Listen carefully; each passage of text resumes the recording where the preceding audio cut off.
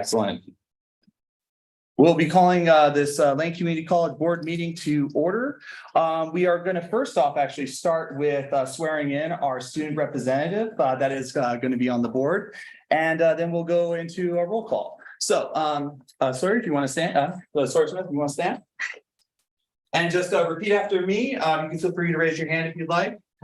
I state your name. I, Sawyer Smith, Do solemnly swear do solemnly swear that I will support the Constitution of the United States, that I will support the Constitution of the United States, the Constitution of the State of Oregon, the Constitution of the State of Oregon, and the laws thereof, and the laws thereof, and the board policies of Lane Community College District. and the board policies of Lane Community College District. During my term, During my term, I will faithfully and impartially I will faithfully and impartially discharge the responsibility of discharge the responsibility of the office of the non-voting student body member the office of the non-voting student body member to the best of my ability. to the best of my ability. Congratulations. Thank you for being here. My pleasure.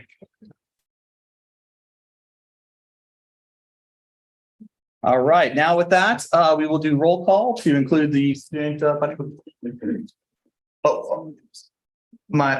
Sorry. Technical. Yeah, he's saying. Oh, gotcha. Okay. Just a brief hold. I'll get there eventually. Oh, yes, yes. Thank you. Technology is a part of this all.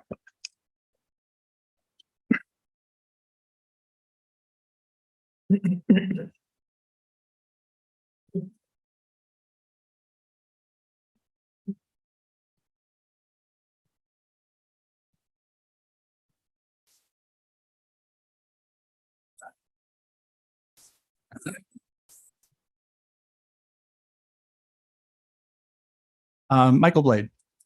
Quick question in regards to state rules and regulations. The people on Zoom might not have seen the swear in. Is there anything that we need to be, do we need to do it again, essentially? No, thank you.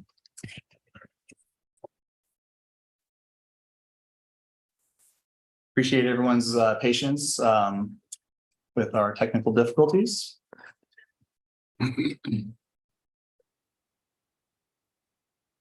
It'll be a few minutes. Understood. So some further guidance, Michael Blade, are we allowed to, we are not allowed to continue with the meeting until we have Zoom access. And is that my understanding? Yeah, you should not do anything. I mean, take, Yeah. you know, Yeah. oh, Totally. it's going to the public. Yeah, So we're just missing the two board members. Yeah. We No. they're here. It's just not her. Oh, then you can, yeah, you can Okay. go. You've got a quorum. And if the public can hear, then I think that's enough. I appreciate that guidance there. Thank you. With that, we will go on with the roll call. Kevin Alltucker, Here. Denise Diamond, Here. Mike Eister, Here. Austin Volnegi, Here. Lisa Fragala, Present. Zach Mulholland, Here. Steve Mattel, Here. Sawyer Smith. Present. Excellent. We'll move on to land recognition, and Sawyer Smith will read the land recognition. I'd like to start our meeting with the acknowledgement that the land we are on is the traditional homelands of the Kalapuya people. The Kalapuya were stewards of this very land for 14,000 years before their traditional way of life was forever disrupted. We start our meeting with humility and reverence for the original inhabitants, the Kalapuya. Excellent. Thank you. I also want to acknowledge Indigenous people and First Nations People Awareness Month as we do the good work on this land. Thank you. I need a motion for the adoption of the agenda So move with flexibility. with flexibility. Excellent. And just got a second? Sure, I'll second. Excellent. And I'll just request with no objection. Fortunately, I won't be able to see everyone on Zoom, unfortunately, but is there any objection? Seeing none, hearing none, we will adopt the agenda with flexibility. Responses to information requests. Any questions, comments, or anything in regards to responses to information requests? The individuals on Zoom, board members on Zoom, I am not able to see you, unfortunately. So if you want to speak up, if you have anything to add, feel free to do so. Any responses or information requests? Or any responses or questions about information requests? And seeing none, we'll move on to public comment. In public comment, we will not respond directly to public comments made here, but we will refer them to the president for responses. I know it's really sometimes we want to applause or clap for someone who is speaking and at public comment. I ask you to refrain from that. Instead, use the ASL applause if you feel so inclined to applause.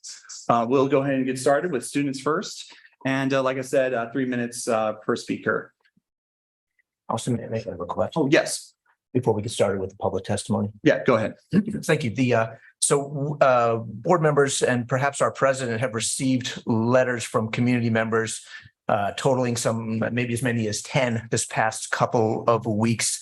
And they're quite different in terms of the perspective that we're hearing as compared to things that we hear otherwise during public testimony. And I think for that reason, there's some value in having, a few of them read into public testimony. So I wanted to request in particular that Mary Spilday's letter be read in, as it's a bit of an unusual one, as well as Steve Wildish's letter, as it's representative of many of the others that we received. Zach, was that a point of order?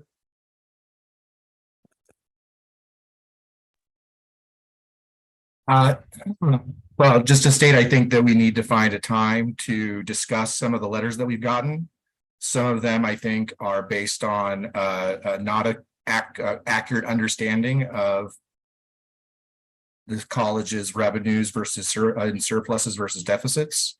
And I would like us to create a plan to communicate, probably delegate either through a letter or have our chair and vice chair follow up with some of these organizations to let them know that we do share their concerns around the Moody's bond rating, and that the board has taken substantial actions to try and address that issue, and that we should be communicating that and ensuring that an accurate representation of the board and whether cuts need to be made to balance the budget or to create a reserve for revenue shortfall.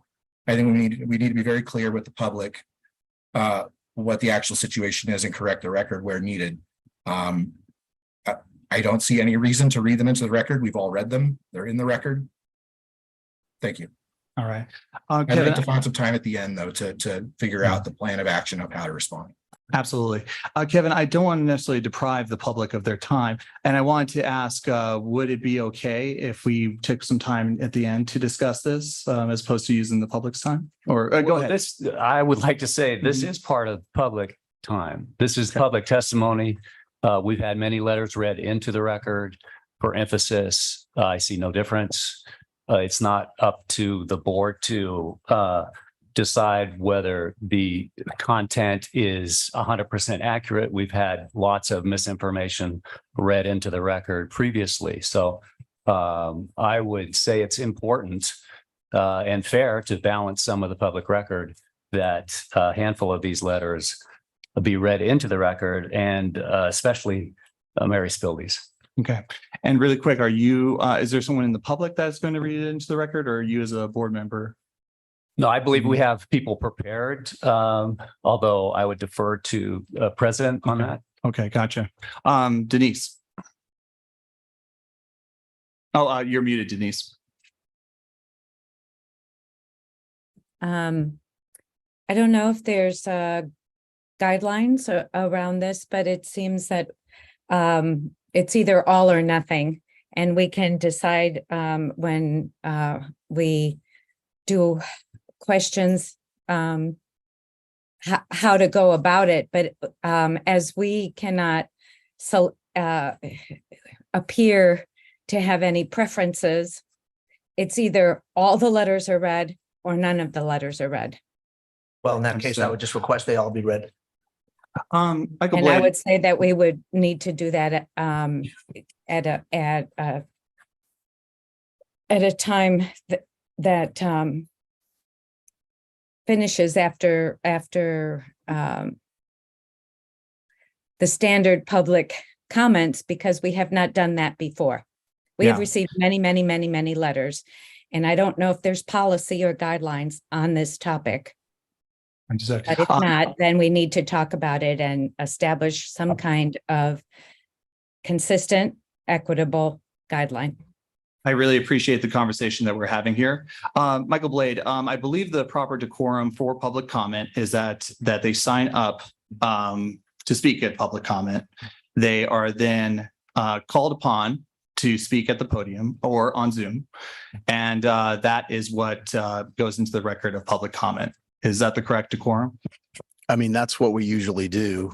There's no particular law that requires them to be present. You could submit a letter and ask that it be read into the record. You could submit a letter, and whether it's read into the record or not is up to you. Okay. Carnegie, I think that we've done that before. Not in a previous meeting, not too long ago. There Read was a somebody's letter letter. I and mean, read it. people have read letters into the record. I don't know that we have done that, but certainly it's been done. Totally. That's And right. if they've signed up to speak at public comment, then they would read it into the record like we've done before in the past. Well, we've had people actually read letters for others too. Oh, yeah, absolutely. Yeah. And if they signed up for public comment and then read that letter, obviously that would happen at the podium. So I would like to follow the proper decorum in regards to public comment, and that if you've signed up for public comment, and if you are to read a letter that was written by someone else, of course, you could read that into the record. And we will move forward with public comment as written in the per the public comment sign-up sheet. See you later. Okay. The students are Draven Castaneda, Earl Bowers, followed by Levi Stewart.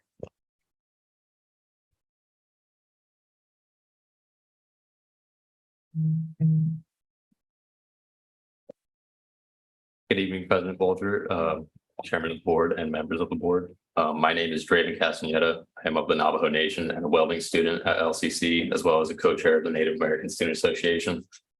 I'm here to talk about the career counseling situation. It's my understanding that Jessica's, Anthony's, and Leslie's jobs were recently threatened due to budget deficits. These three people are the Career Counseling Center in its entirety, with all three of them having more than 18 years with LCC. People are pillars in their communities, having the background, ability, and space to provide a safe place for students of any race or background, especially the minority groups on campus. To effectively disband the only group on campus where anyone of any background can express themselves and their concerns about their life and future is a huge injustice in my eyes. Many people on and off campus can only feel a sense of confidence to confide in someone who has that shared experience of being a part of a marginalized community. People outside LCC's community also agree with the fact that the Career Counseling Center should be a diverse group and a service available to all students. Having said that, I have heard that LCC has extended the career counselor's employment by 1 year. To me, this feels like you're delaying the inevitable to safeguard the cabinet's public reputation due to the outcry of the student body and broader community of Lane County. What happens after this 1 year? Do we lose another resource that is representative of us? Diversity on campus has increased greatly this year. Having been here for 2 years, going on 3, I've witnessed this rise firsthand. After 1 year, what will happen to the current students who are utilizing the service? What will happen to the future students who would have utilized the service? Thank you for this. Thank you. Next speaker.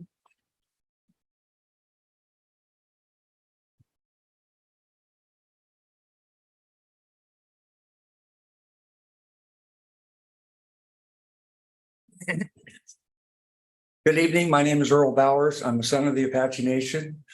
I'm a student and a co-chair NASA.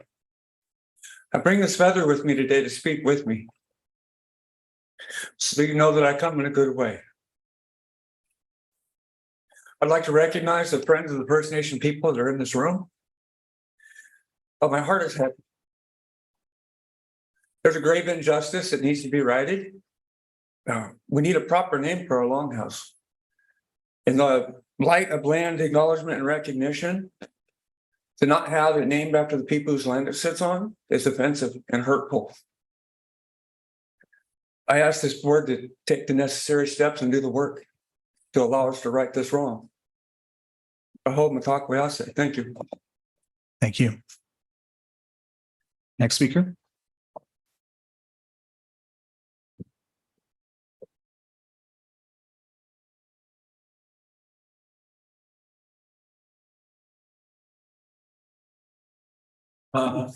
Hello, all. My name is Levi Stewart. I am the production manager with the Student Production Association, also known as SPA. There isn't like a hot tub in the back of the theater building. I'm just here to give a quick talk to you today about the current production, Wunderkammer. That is the correct pronunciation with the V instead of the W. It is a show about taxidermy and has heavy themes of tribalism and power dynamics. And it's a show about a taxidermist who buys a kid who can supposedly bring taxidermied animals to life. And he does. And it just kind of spirals from there. The show dates are the 16th through the 19th. That is the Thursday, Friday, and Saturday and Sunday at 7 on the Thursday, Friday, and Saturday, and 2 o'clock on the Sunday. That's all. Thank you. Thank you. Appreciate it. We'll go to Zoom, Zoom. and the following speakers are Brittany Jones, Jessica Alvarado, and Anna Scott. Brittany Jones is not there.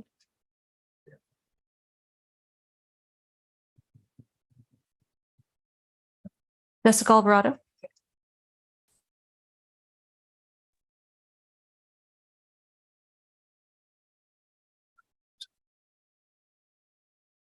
Jessica, you can go ahead. Okay, thank you. To esteemed Board of Education members, President Bolger, and the Cabinet, I'm Jessica Alvarado, counselor, one of the 3 faculty members identified for possible retrenchment in late September. I'm here today to share my appreciation for the decision by the board to slow things down in response to the proposed budget reduction. The decision made allowed for processes to slow down, for more information regarding future funding from the state to come in, and to find out how fall enrollment would impact current and future financial decisions. I want to thank all parties from leadership and the union who came together to discuss options for increasing revenue and the potential impact to students in the college environment should our services instruction no longer be available.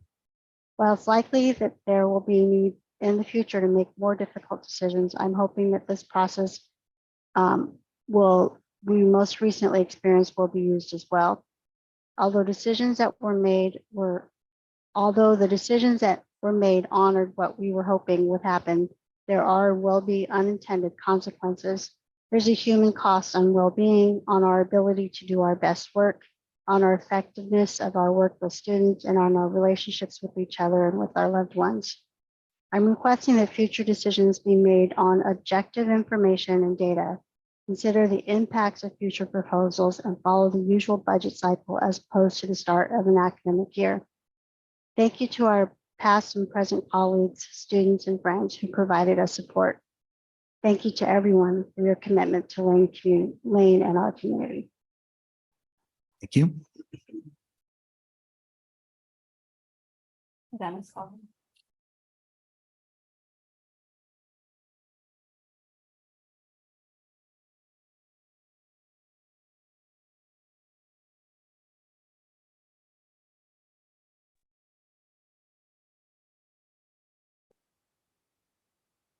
Hi, Anna, go ahead. Hello, Board of Education, President Bolger, colleagues, students, members of the audience. I'm Anna Scott, graduate of Lane's class of 1992 in the Energy Management Program.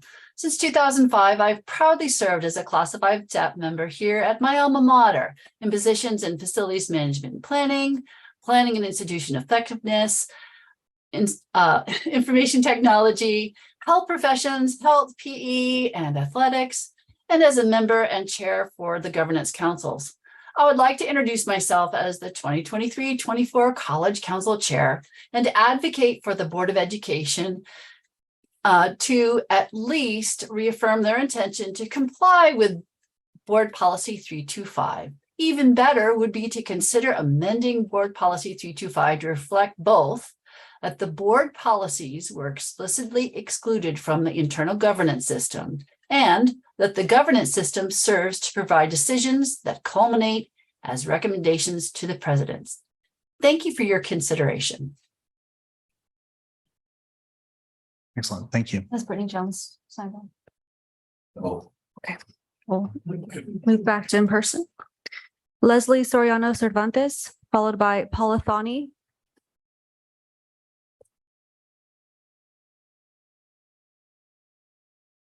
Good evening, President Bolger and board members. As you know, I'm Leslie Soriano Cervantes, career counselor. As you may know, I want to briefly show my gratitude and appreciation for listening to the needs and petitions of the incredible LCC students and my colleagues. Although the fall term has been challenging, it has been a challenging time for my peers and myself. It allowed me the opportunity to witness and be affirmed in the value of what I do as well as what my colleagues do. I fully understand the complexities that these present times as we emerge from the strain of COVID-19 pandemic has placed on all of us, physically, psychologically, and financially. That said, I appreciate your willingness to be receptive and responsive. Going forward, I am confident working together, we will make an impact for the better of every Lane Community College student. And I meant what I said at a previous meeting when I extended an invitation to my class so you can see for yourself the amazing student engagement and learning that takes place. I am humbled by the student love and support for what I give every day to our great campus. And I'm very appreciative and grateful for you listening to us. Thank you. Thank you.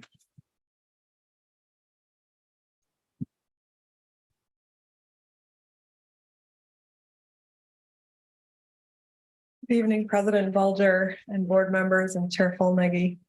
I'm reading a letter for an instructor that could not be here tonight. Greetings. I have been teaching math. I teach math, but this person also teaches math. I have been teaching math at Lane Community College for nearly 25 years. Over the years, many of my students went on to make invaluable contributions to their communities. Some now teach math in the Eugene 4J school system. Others have published papers in academic journals. Another got elected to the LCC Board of Education. Others have pursued careers in aerospace engineering and information technology.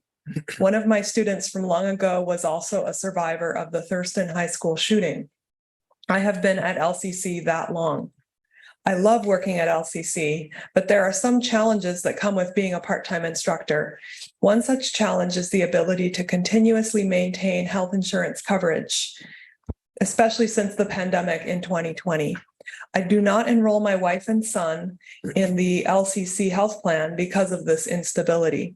So I pay for their coverage out of pocket on the individual market, which is more than my home mortgage costs. Before 2020, maintaining health insurance for myself was not difficult because of my seniority level. Each term, there would be anywhere from 5 to 10 sections to choose from to make my schedule. Now I am lucky to get 1 or 2 classes offered with little or no choice of sections, even though my seniority rank has increased. And that, if there are sections available, I am usually contacted about them just a few weeks before the term, making planning more difficult. I know the pandemic created a lot of instability and had a disastrous impact on enrollment at LCC. This explains a great deal of the situation regarding assignment of classes and the lack of available sections. However, I do not feel this is the whole story. There has also been a nationwide billionaire-backed push to eliminate developmental courses from community colleges in the name of increasing degree completion rates. This has led to the near total collapse of Math 20, 60, 65, and 95, courses which used to account for more than half of the enrollments in the math department prior to 2020. Consequently, Math 105 has now surpassed Math 111 in terms of number of sections offered. Math 105 has no prerequisite, and Math 111 requires a passing grade in Math 95 or placement into Math 111 within the last 2 years. Is it any surprise that our enrollment has declined so much when our course offerings have declined correspondingly? In addition to being a teacher, I was also a part-time student at LCC. I was enrolled in the game development program in 1819 while teaching part-time. A question I hear asked a lot is, Why aren't students completing their degrees? In my case, there are And two should not. reasons, and they had nothing to do with too many developmental math courses. The bigger reason is simply that the game development program was eliminated before I could complete my coursework. I hope the college understands that the continual elimination of classes and programs shouldn't be Thank the you. simple solution to increasing Thank our you so much. Thank you for your public comment. Thank you. Okay. Next speaker. David Rogao, followed by Joel Doss and Eric Kim.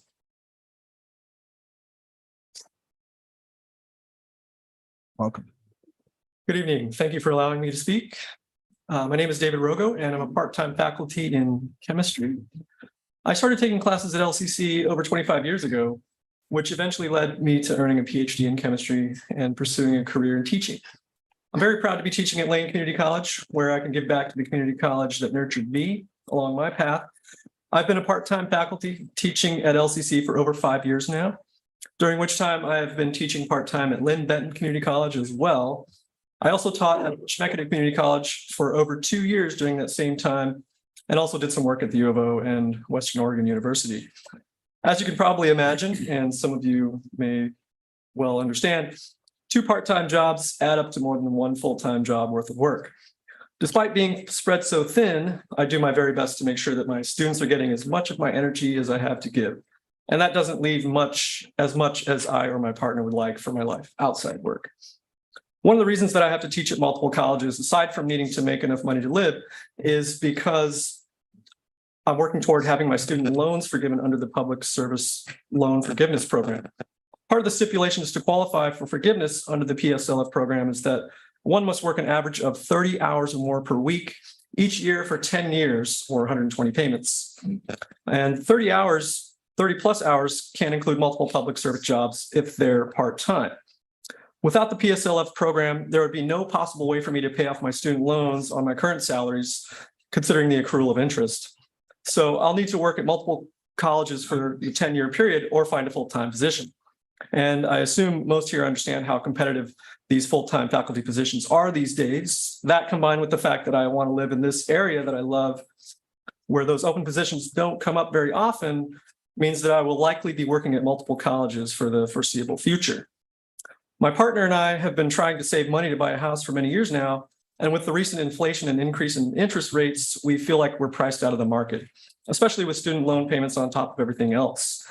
Equal pay for part-time faculty would make it possible for me to save more money for a down payment on a house, which would help us start building some equity in real estate rather than watching all of that hard-earned money disappear toward rent every month. And we're not young. With the recently inflated prices of everything, including food and fuel required for me to travel to my other teaching job, it feels like teaching part-time is a low-wage job, which is not consistent with the well-respected position that I see it as. Shouldn't the same equality and equity principles that we practice with our students apply to part-time faculty as well? A part-time instructor should receive the same compensation for teaching a class that a full-time instructor receives in proportion to the amount of teaching for doing the same work. Teaching faculty are directly responsible for the main purpose of the college, which is to educate students. We accomplish this, support students, create a sense of student belonging. Finish your thought. And attempt to increase student retention. Without part-time faculty, the college would not be able to accomplish its mission. So why aren't we treated with equal respect, at the very least in the form of fair compensation? Thank you for your comment. Thanks. Thank you. Next speaker.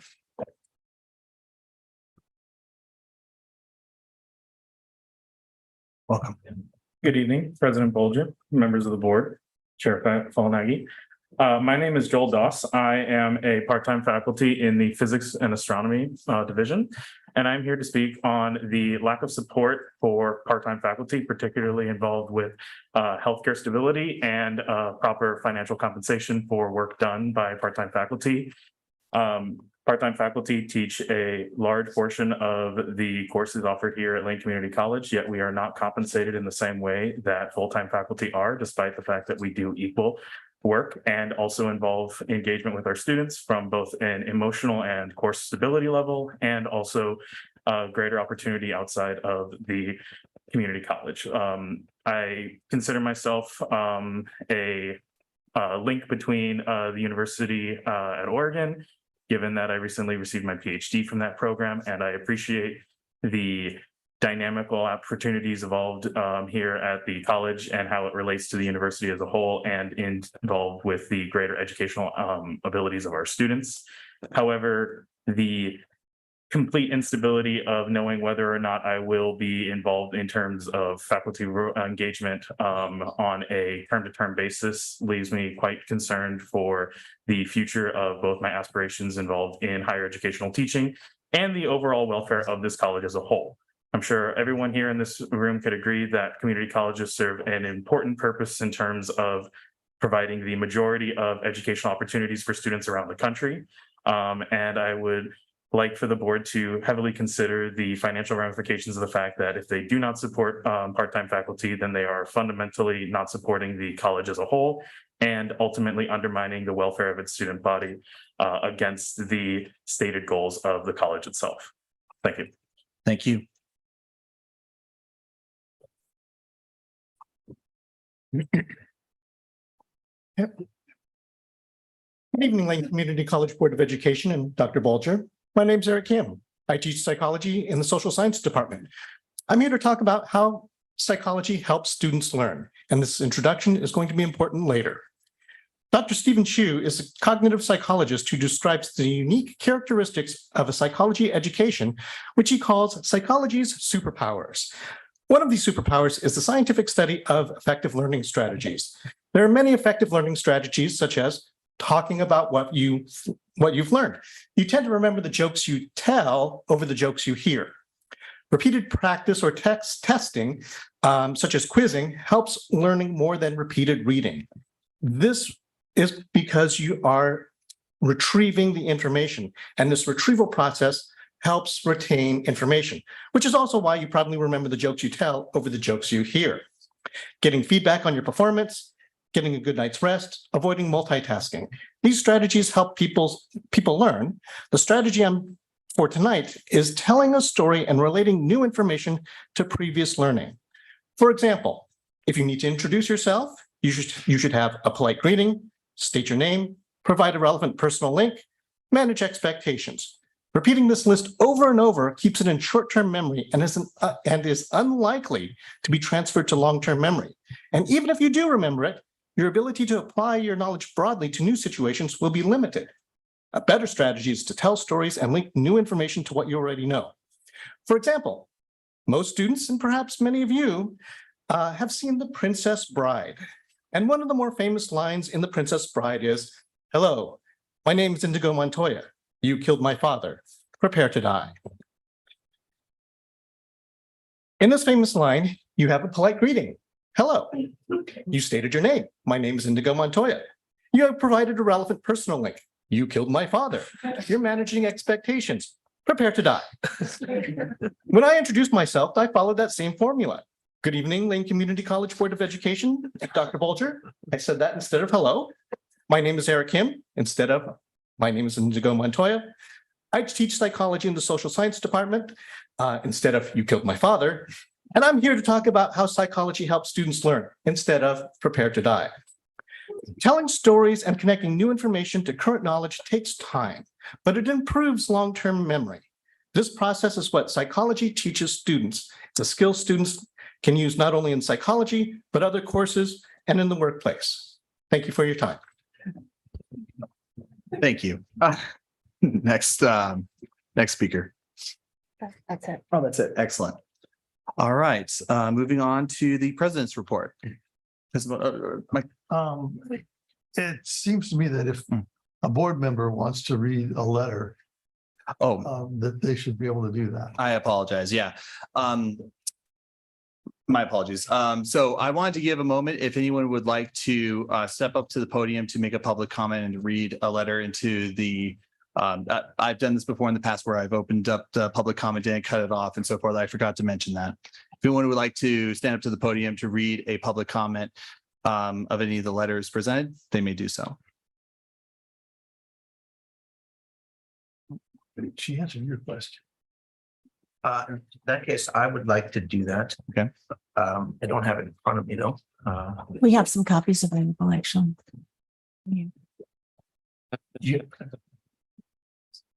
Yes, please.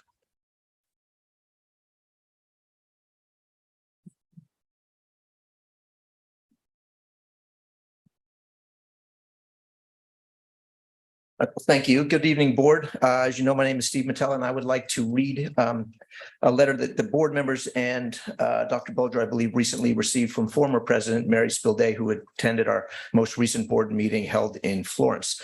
And I'll go fairly quickly because it's a long letter. Thank you for the opportunity to speak with the Board of Education on October 18th regarding college governance. In reflecting on the questions I was asked and hearing from subsequent speakers, I realized that in the interest of time, I had not answered some of the questions completely, thus this follow-up.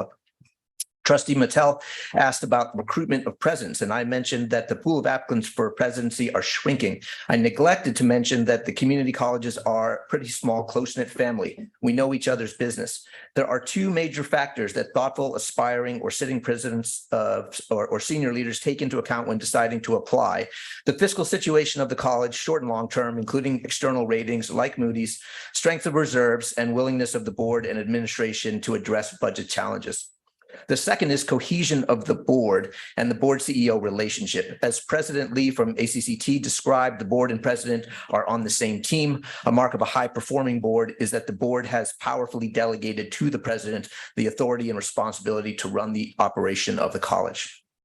Your financial and governance policies are clear on this, yet I left the meeting unclear as to whether you are committed to these policies. I realize that the governance conversation went over time and you did not have very much time for thoughtful deliberation.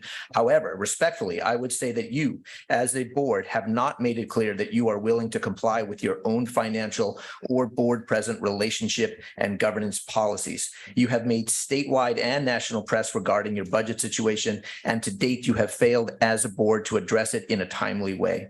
Also, my observations of the board do not suggest that you are cohesive and on the same page in terms of supporting and protecting the institution and the president. In the work that I do with two national leadership programs that prepare future and current presidents, I mentor and coach many community college professionals seeking senior leadership positions.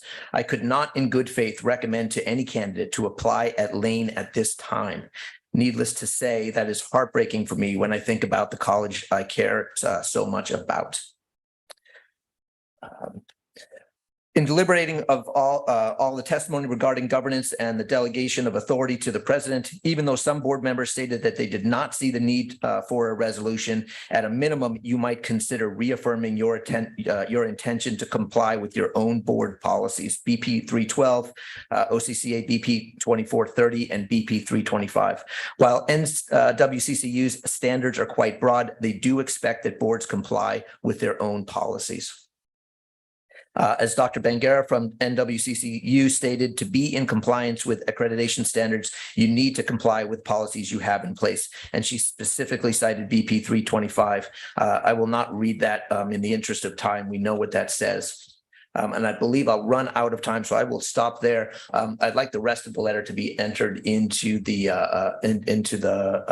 record of this meeting. Thank you. Thank you. All right. Hello, good evening, President Bolger, Chair Volneggy, and the Board of Education. My name is Ellen Osterkamp, and I'm here from the Dean of Arts and here to finish the letter on behalf of Steve Mattel and Mary Spilday. By Oregon statute, authority to govern Lane Community College is vested in the Board of Education. The board in turn delegates authority for the general supervision and control of the college to the college president. The president, to achieve the college ends, delegates authority to college administration and the college governance system while retaining final authority over both. The governance system recognizes the role and authority of the president of the college as being directly accountable and responsible to the Board of Education for the education leadership and effective management of the college's human, facilities, and land and fiscal resources. Every effort will be made to reach a consensus acceptable to all stakeholders. In the event consensus is not timely reached at the governance table, the final decision will rest with the administrator with authority and responsibility for the matter under consideration. The final decision will be informed by the multiple perspectives voiced during consideration of the matter and by majority and minority reports submitted. This policy deliberately requires collaboration among the stakeholders while at the same time makes it clear where the ultimate authority, responsibility, and accountability resides with the president. Further, in the legal context, if there is litigation, often the first thing that is reviewed is whether the board followed their own policies. If that is not the case, it puts the college in a very bad position. Regarding the governance system itself, it might be helpful to point out that it is about internal governance, the methods used to develop policies and plans, most of which do not need board approval. Board of policies were explicitly excluded from the internal governance system. Further, when the governance system was created, the board empowered the president to create the governance system. They did not approve the governance system itself or the governance manual. Rather, they evaluated whether the proposed system met the requirements of the board policy and authorized the president to implement. With this action, the board declared the president accountable and responsible for the governance system and provided some leeway to the president. It is true that the governance system makes a clear distinction between the role of the councils in establishing policy, differentiated from the consultative role in developing procedures, which is the domain of administration. However, it is also clear at the end of the day, the responsible administrator has the authority to make the decisions if consensus is not reached within the designated timeline. Finally, I would challenge you to find a community college that has a governance system that does not clearly delegate to the president the authority and responsibility for the operation of the internal governance system. My research of colleges in both union and non-union environments, whether appointed or elected boards, shows that effective boards delegate authority and responsibility to their one employee, the president. I would urge you to make it clear to the college and broader community that you affirm your policies regarding governance and finances and govern accordingly. Lane, its faculty and staff, students, and the broader community deserve no less. Thank you for the opportunity to speak with you and provide these additional thoughts. Respectfully submitted, Mary Spilding. Thank you. Any other letters? Yep, Grant. Chair Philnaghi, members of the board, and President Bolger, I'm Grant Matthews with Lane Community College. I'd like to read the letter from Steve Wildish and Alan Yordley. It says, "Dear members of the Lane Community College Board of Education, for generations, Wildish has been part of the Lane Community College community. We are thankful for and highly value our relationship with the college. We partner with LCC by serving on advisory committees that support our community's workforce related to our industry. We serve on the LCC Foundation and financially support LCC as a company and as a family, both individually and through our family foundation. Clearly, LCC is a vital asset to our community that we are proud to support. It is unprecedented for Wildish to weigh in on LCC governance or policy. However, we feel compelled to offer our support of the Springfield Chamber of Commerce's October 4th, 2023 letter to the Lane Community College Board of Education. We are concerned about the financial well-being of LCC. We support LCC's administration's attempts to solve the operating deficit problem. Current and future drawdown of reserves to fund operations will place LCC in a financial crisis from which it may not ever be able to recover. The financial stability and viability of LCC requires an emphasis on balanced operations and a priority to maintain reserves. We ask that the LCC Board of Education provide the financial stewardship required to ensure that the college prospers now and in the future. We at Wildish are excited to partner with LCC on workforce development and support of the new iTech facility. The sky is the limit for LCC so long as we can keep the college financially strong. Sincerely, Wildish Group of Companies." And the one from Alan Yordley says, "Dear members, I'm writing this letter as a former part-time faculty member and an LCC donor and a Lane County taxpayer. Over the past 4 decades, the college has grown from a solid 2-year institution into a leading community college poised to offer 4-year degrees for the first time in its history. There are new facilities on campus and new leaders who have a clear vision for the future of the college. The current budget issues and financial situation are concerning. I urge you to consider immediate action to put the college back on solid financial footing. The recent Moody's bond downgrade to A1 with a negative outlook will cause the college to pay higher interest on its bonds if not addressed. Moreover, the current LCC ranking as barely survivable is even more concerning. As a donor to the LCC Foundation, I look at these trends with concern about the viability of the institution. Please ensure that there are annual plans to balance the budget. Whatever actions are necessary to restore Moody's rating should be the highest priority. There is no more important work than ensuring that Lane Community College can remain solvent to deliver quality education to Lane County students, which is the key to employment, family wage jobs, and a fulfilling life. Sincerely, Alan Yordley." All right. Any other letters, Skip?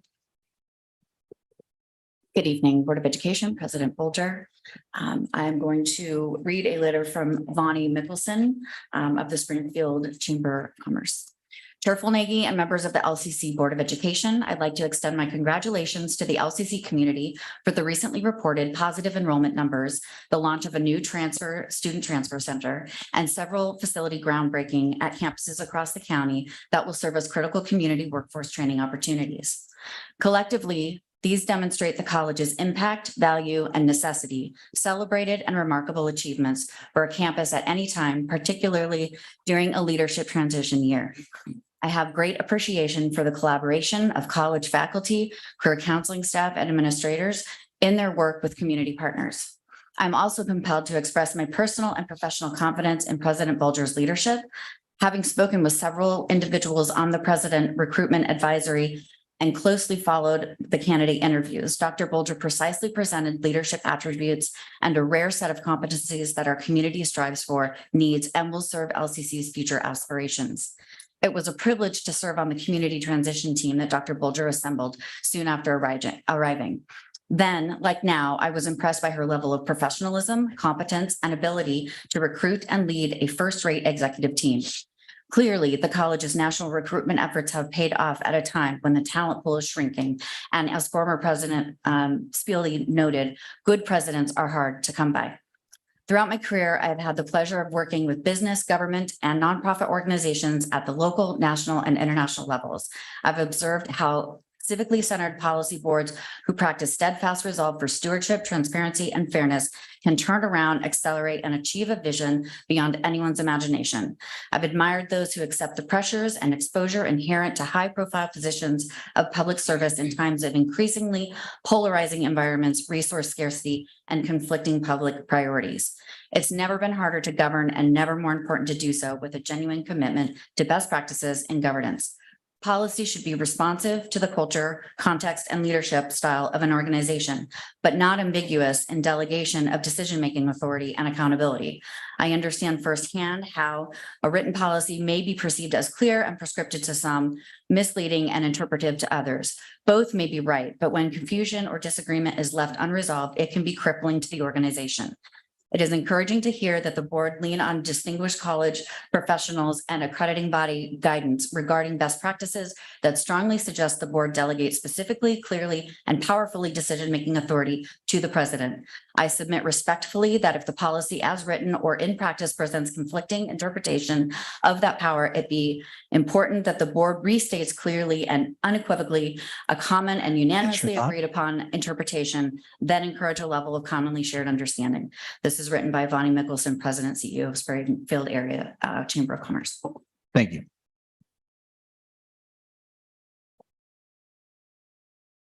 Seeing no more public comment, we will move on to the president's report. President Bulger. Thank you. I begin my report this month with appreciation for the Board of Education.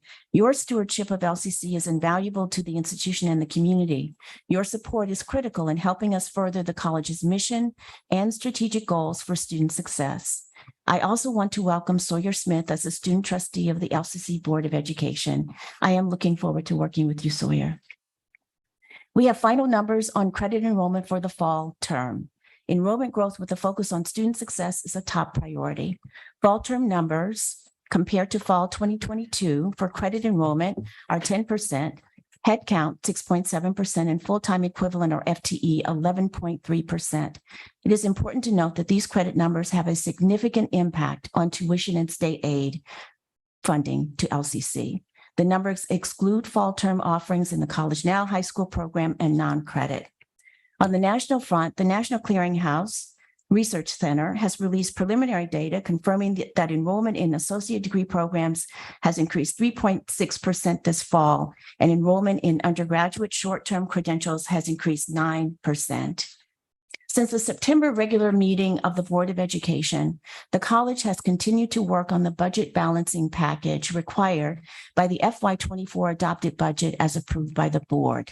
During this meeting, the board will receive an update report that shares how authorized expenditure reductions and revenue enhancements have favorably changed the college's budget outlook. I want to thank the college for demonstrating leadership and engagement in facilitated meetings in October. I have witnessed the care, compassion, collaboration, and creativity with which LCC has faced the fiscal realities presented by the budget this year. I also want to welcome the leadership of John Nisbet, Interim Vice President, Finance and Operations, who is continuing the excellent work of Sue Fahey as she transitions from the interim role. In the board's work session on October 18th, college governance was an area of focused discussion. As a follow-up, I will be communicating ways to strengthen the college governance system in talks and listening sessions with the College Council, its subcommittees, and 4 affiliated councils: infrastructure, student success, diversity, and faculty. My intention will be to work with LCC's college governance system and to progress in striving for an effective college governance system at the institution. I will also address areas noted by previous college leadership that have impaired the effectiveness of college governance. My values around fostering a positive organizational culture also include listening and gaining input from the college community. Even with recent enrollment growth and the increase in state funding that the college has received this year, achieving financial health requires vigilance. We announced at a fall business forum last week the launch of 3 campus work groups to generate specific, actionable, and measurable solutions around the themes of grow, save, and partner that will positively impact fiscal sustainability. Participation is voluntary. Based on my experience at LCC, the college is interested in engaging around these themes. As a wrap up, I want to recognize that November is National Native American Heritage Month. There are several events planned by faculty and the Native American Student Association. That's my report. Thank you. All right, President Smith, SGA report. I want to, this one. Oh, yeah. Okay. I want to begin my report by thanking the board and President Bolger for having a student representative on the board. I know that's a very big step for the college as a whole to allow student voices during board meetings. So for that, I thank both of you. A lot of what has been talked to me over this past month is how the school should it be open in later hours because a lot of students don't have availabilities at home to study. There's been a discussion among people who I've been talking to, numerous number of places that if anyone's interested, I could send a list of where we could possibly have open. I would like to open up to the board, not now, but sometime later to create a discussion as to if we could put this in place, later times of meeting on campus for students to still do work and what that would look like with accessibility. We're finally up and running as a SGA for the most part. We have office hours and we have everyone in councils now. So it's a much better report on that regard than last month. A lot of you may be seeing student representatives on your respective councils. And if not, I hope we could get them in soon. Please let me know. We have a weekly event, Warm Up Your Week, where we promote the student government and events happening in student life during our time there. And we also helped with the Council of Clubs Spooky Festival event, which was a big success in promoting the awareness of clubs and getting people to sign up for those. So the awareness of SGA is spreading and we're helping to use that to bring awareness of other programs in the college. I think that is a very good thing that other people get the recognition they need as well. That's my report for this month. Thank you. Appreciate it. Thank you. All right, moving on to the consent agenda. Does anyone want to pull any item out of the consent agenda? Zach? Oh, you're not unmuted yet. Yep.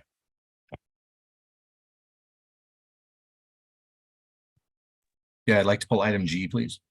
Item G. Item G is going to be pulled from the consent agenda. Chair, I have a question. Okay. I'm not sure I want to pull it, but I have a question on item B. On B. We can always pull it so you can ask your question. That's usually the proper way to Okay. do it. Okay, would you like to pull item I B? would like to pull item B. Absolutely. Excellent. Item B and item G. Any other items that'd like to be pulled? All right, can we approve the consent agenda minus item B and item G? I'll need a motion. I move approval. I'll second. Excellent. We'll do a roll call vote for approval of the consent agenda, subtract B and G. Kevin Alltucker, Aye. Denise Diamond, Aye. Mike Ister. Aye. Austin Fullnagy. Aye. Lisa Fragala. Aye, and I'd request that folder be put down so I can see the Board of Education. Thank you. Michael Blade has been informed to remove the folder. Zach Mulholland. Aye. Steve Mattel. Aye. Excellent. We'll go in the order of which they were removed. So item G.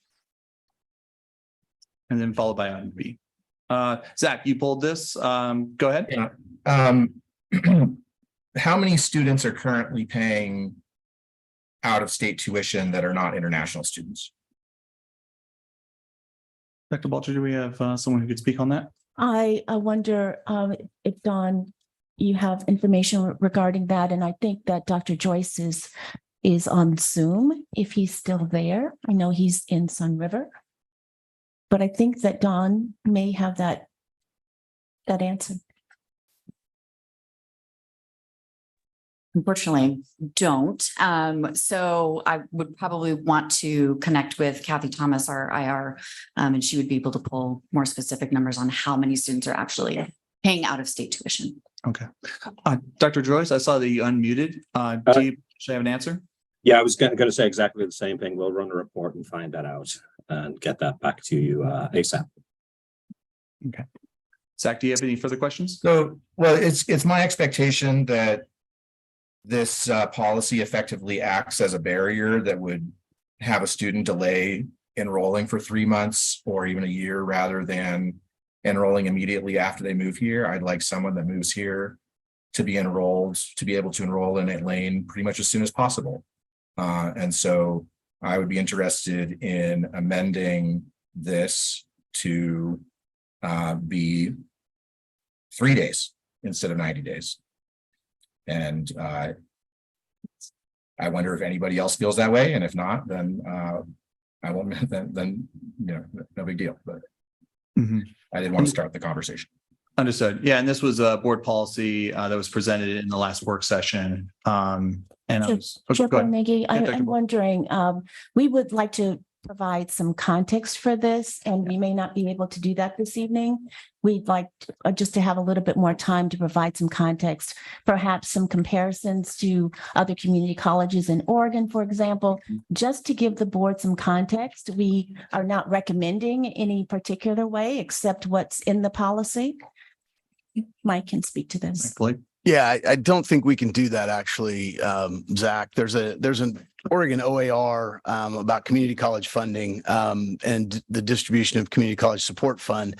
And in that OAR, it defines an Oregon resident as a person who currently maintains a permanent address in the state and whose permanent residence has been maintained in Oregon for no less than 90 continuous days immediately preceding the person's first instructional day of the term for which the residency is in question. So I don't think we have the ability to just shorten that to whatever we want. Do you have any follow-up or any questions? And if I could add, I was at the CSSA meeting today and yesterday, and I asked the question of the other community colleges too. And 90 days is probably we've got the most, I think, generous option. A number of community colleges are 1 year for residency requirement, and the state universities follow the 1 year rule too.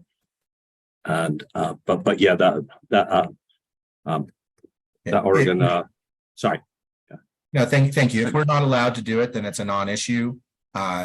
If we learn that we are allowed to do it, then I can recommend this change at a later time. I don't see the need to hold it up at this moment. Yes, thank you, Chair Fontaine. I just wanted to thank you so much for that, because we just want to make sure that the board is doing things in that are proper. And so we appreciate that. Absolutely. Steve, you had your hand up. I want to make sure you got a chance to speak. Maybe mute at this point, but I was just going to ask Mike if there's any urgency that you see at this point in time to passing this tonight, or whether delaying it a month or two to get whatever additional context and make sure that Zach's questions are fully resolved. I was going to suggest that, but if there's but then it also simultaneously seemed like it got resolved without necessarily needing to delay. So I'm not sure where I'm at actually anymore. I think we can just approve this. I would ask for that clarification though, if somebody can follow up on if we're legally barred from doing this or not. I'd appreciate that. Thank you. We are legally barred from doing that. The OAR is very clear what an Oregon resident is. All right. With that, is there a motion to pass B16? Oh, sorry. I'm sorry. OCCA BP 5015 President's determination. And do we have a second? Second. All right. We'll do a roll call vote. Kevin Alltucker, Aye. Denise Diamond, Aye. Mike Ister. Aye. Austin Volnegi. Aye. Lisa Fragala, Aye. Zach Mulholland, Aye. All right. Steve Mattel. Aye. Excellent. Motion passes. And now item B, B16 Architect Engineering Contract Amendment. Kevin, you had a question in regards to this. Yeah, thank you, Chair. This is in regard to a contract amendment with the architect Roald Brokaw. And a couple of things just caught my eye. There's two kind of big changes in the contract. One of them is that the phasing will go from 2 phases to 5 phases. I'm assuming it's the same length of time, but just in smaller chunks of time. And then the second part of the change is the associated permitting, shepherding, and administration. The proposed changes for those, the proposed dollar increase for those two changes is somewhere in the neighborhood of $80,000, and that struck me as a lot. And so I'm hoping, Tom, you can enlighten me. Tom, go ahead. Thank you. Tom Goodhue, Capital Construction Manager for Lane Community College. If you look at pages, I believe it's 8 and 9 of page, the 45-page G 802 document, their letter in there, they break it down. About half of that is for the permit document for that extra set of permits. And it is a complete set of documents that needs to be prepared as well as managed throughout the process, both from a design contract as well as with the building authority having jurisdiction. So there is a lot of extra documentation that goes with that, as both in developing drawings as well as managing it throughout the construction process. So that is a significant amount of work. That was not originally, we had hoped to be able to avoid it. If I can put it into context, we're looking at about a $17 million construction project. 1% of that is about $170,000, about twice what this is. We're running at inflation of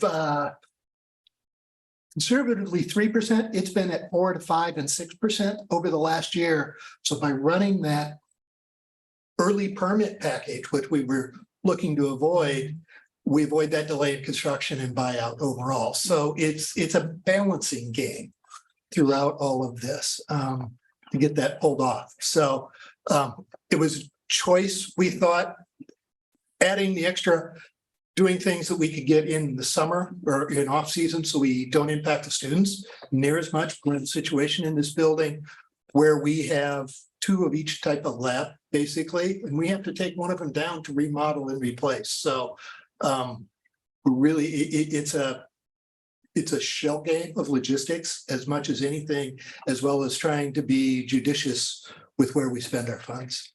I appreciate that. And, as a board member, I'm looking to save money wherever possible. And so I put on my, construction engineer hat again. And I know you're doing it, but hey, Raul Brokaw, get your pencil sharp, man. Don't be, giving us inflated numbers, so. I'll make sure Mark gets the link. Yeah. to this section. Thank you. Thank you. Excellent. Is there a motion to approve B16 architectural engineer contract amendment? So moved. Listen, got a second? Second. Excellent. Point of clarification. Point of order. Yeah, go ahead, Zach. Yeah, with regards to Robert's rules, are we supposed to be doing these votes? Ayes, show of hands, nays, show of hands versus roll call? Because I really seems we should be just doing yays and nays on pretty much all of these votes. Michael Blake? That is an esoteric question. I don't know the answer to off the top of my head. I don't really think, I really would rather have the A's and nays because then it's verbal and everybody knows rather than a raising of hands. But I don't know. I can research that, but I don't know off the top of my I head. think it was more along the lines of a roll call vote if that is required for this. I don't know the answer to that. A follow-up would be great. Thank you. My recollection is that we decided to do roll call so that it could be accurately recorded Exactly. in board docs. Yep. Understood. With Doesn't that, mean we couldn't change it, but that's how we got where we are. understood. We will go ahead and do a roll call vote for this vote. Go ahead. Kevin Alltucker, Aye. Denise Diamond, Aye. Mike Ister. Aye. Austin Fullnagy. Aye. Lisa Fragala, Aye. Zach Mulholland. Aye. Steve Mattel. Aye. Excellent. We have completed the consent agenda and we're moving on to the action items, the Oregon School Board Association vote. This is a ballot. So actually, I will not necessarily do roll call vote to support this or to vote on this ballot. We essentially would just need a motion for the board position 6. That's the position that represents us at the Oregon School Board Association. We also are voting for a legislative policy committee member for the Oregon School Board Association, position 6, which is our region. And there's 2 resolutions. So thank you so much for pulling that up. So pretty much what we just need is, as you can see that our choices are to vote for the sole candidate for that position, abstain, or take no action. And we just need a motion. Lisa. Yeah, I'll start us off with board position 6. I move support of Linda Hamilton. Second. It's been moved and seconded. Any discussion? I'll speak. And I apologize. I apologize. If you would like to speak on the motion and then we'll have discussion. Go ahead, Lisa. Do that. So for those of us who don't know Linda Hamilton, she serves on the Lane ESD board. She's a great advocate there, as well as being engaged in OSBA. She started Blacks in Governance locally, and she is just an all-around great human being. And I would love to see her continue to represent our region on the OSBA board. Excellent. Mike, would you like to say anything? I think she also hosted our first reception for Dr. Bolger, if I recall. Oh, excellent. Yep. Absolutely. Any further discussion? Since this is a ballot, I won't do a roll call vote. All those who in favor. Hey, I'm raising my hand. Sorry. I don't know. Oh, I'm so sorry. Sorry. Yeah, Zach, go ahead. Can I just ask how these individuals became the sole nominees? The process? Yeah, so you have to apply for to run for this position. There's an application process. You submit a resume and so forth. And any school, any board member of the Oregon School Board Association can apply to run for this position. And yeah, no other person submitted an application. Thank you very much. Yeah, absolutely. Oh, President Smith, go ahead. You had a question. It's okay if we can't fill in further right now, but the Oregon School Board Association, what would be the purview of this position? Understood. So they represent us at the Oregon School Board Association, which is a association of K through 12 education institutions, which community colleges are included in that. And they advocate on behalf of those different school districts. This board member votes on policies, budget, and let's see, and approve anything that the legislative committee puts forward as a legislative priority. Any further questions? I think the other rationale is that there's even though we're not K through 12, there's such a close connection between community college and the K-12 system. And they permit, we're part of the organization, so we've actively participated in it. Excellent. Makes sense to me. Thank you for clarifying. Yeah, appreciate that. All right. So like I said, we'll do roll call on this. All those who in favor of Linda Hamilton for position 6 signify by saying aye. Aye. Aye. Any opposed? Any abstention? Seeing none, we'll move on to the LPC position 6. There is one candidate. We can choose the candidate, abstain, or no action. Do I have any motions? I move that we approve the candidate. I think it was Judy Newman, if I. Yep, Judy Newman, correct. Second. Excellent. Mike, would you like to speak on the motion? No. Okay, Kim? Oh, okay. All right. Any further discussion? All those in favor of Judy Newman, Eugene Forjay to represent us at LPC position 6, signify by saying aye. Aye. Aye. Those opposed? And abstention. I apologize. My vote is aye as well. There's now, next up is the resolution to create an Oregon Rural School Board Members Caucus and designate a seat on the Oregon School Board of Directors and Legislative Policy Committee. Lisa Franklin, go ahead. Yeah, I move that we take no action on this resolution. I second that. Okay. There's a motion and a second. Lisa, would you like to speak on your motion? Yes, OSBA is interesting in the fact that rural school boards actually far outrepresent any other school boards, being, I guess the other option is urban.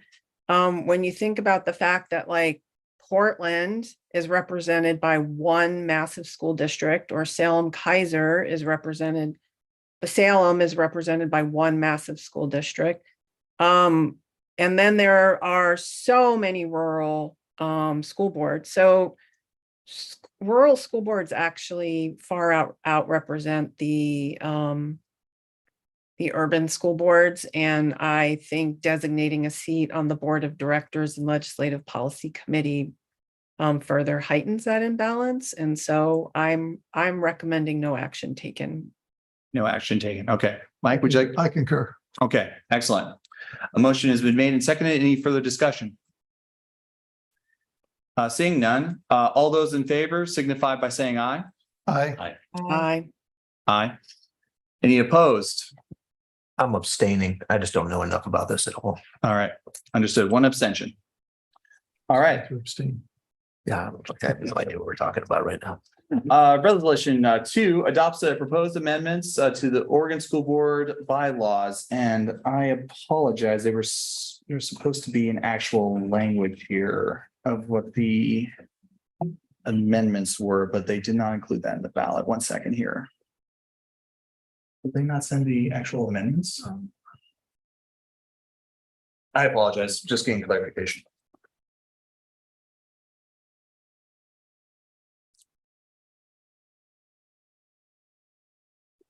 Yes.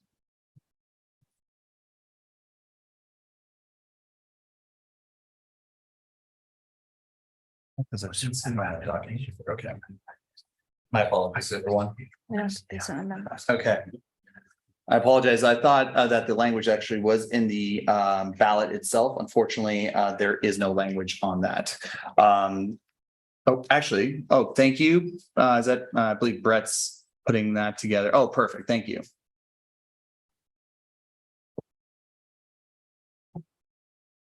I can tell you right now, I'm going to abstain. All right, excellent. Yeah. Is there any motion in regards to what we'd like to do? I'm sorry, I'm seeing this for the first time. Can we get an explanation of what this change would entail? Or delay this for 2 weeks? I believe the election is. We won't be able to take action on it if it was 2 weeks from now, so. Can someone explain it, please? I Yeah. can barely see it on my screen. Understood, yeah. I move that we abstain just because we don't have time to delve into this right now. We have a motion to abstain. Is there a second? Excellent. Mike, would you like to speak on the No, motion? I already did. All right, excellent. Steve, any addition? Yeah, I have no idea. This is the first time I've seen this. I have no context. I'm just not prepared to get involved with it. Okay.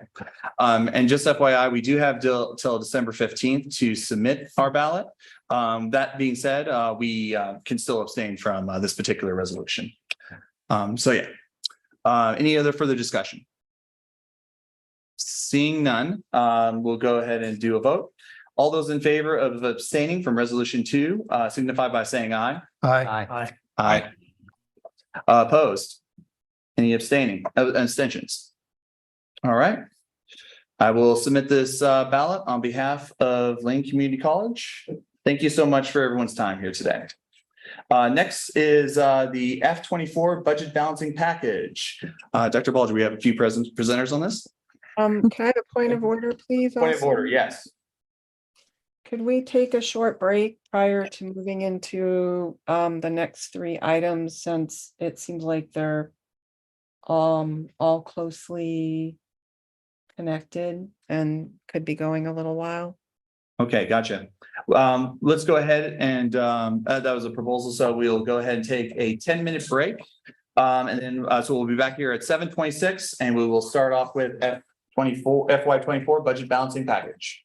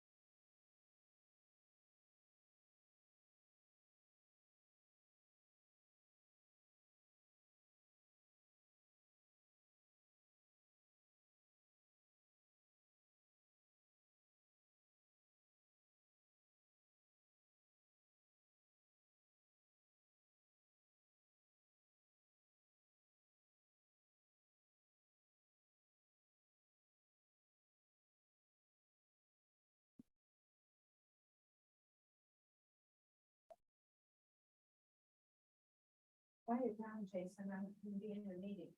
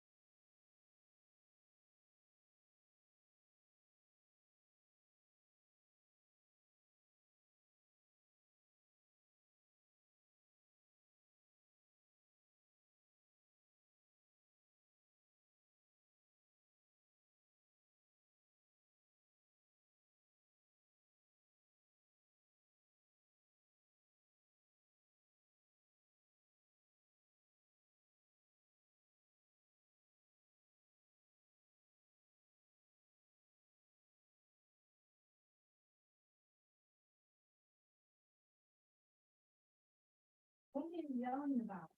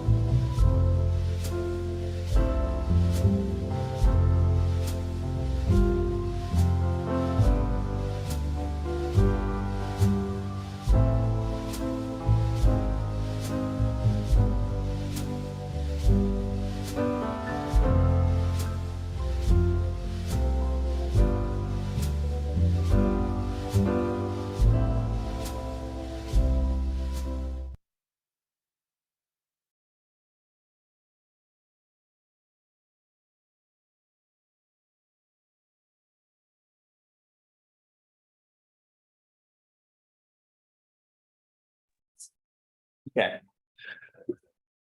We're bringing the board meeting back to order. We are moving on to agenda action item FY 24 budget balancing package. President Bolger, we have a few speakers on this. Yes, I'd like to introduce Sue Fahey and John Nisbet to walk through the slide deck. Excellent. Thank you, President Bolger, Chair Folnegi. Good evening, board members. As Dr. Bolger mentioned in her remarks earlier today, we've had some significant updates and clarifications on our financial situation since we last talked about it about a month ago. First and foremost is the budget balancing packages that we've discussed over the last month. The second is the state revenue update. And then lastly, our fall enrollment. So what we thought we'd do tonight is start with a little background and then talk about updates. As you know, this has been an unusual budget year for LCC. We've adopted a budget without identifying operational reductions to go with it. And so we've had a lot of work going on in this year's budget once the fiscal year started. So tonight we're going to talk about terminology. We're going to discuss the reserve for revenue shortfall. John will go over the budget changes, and then we have some recommendations.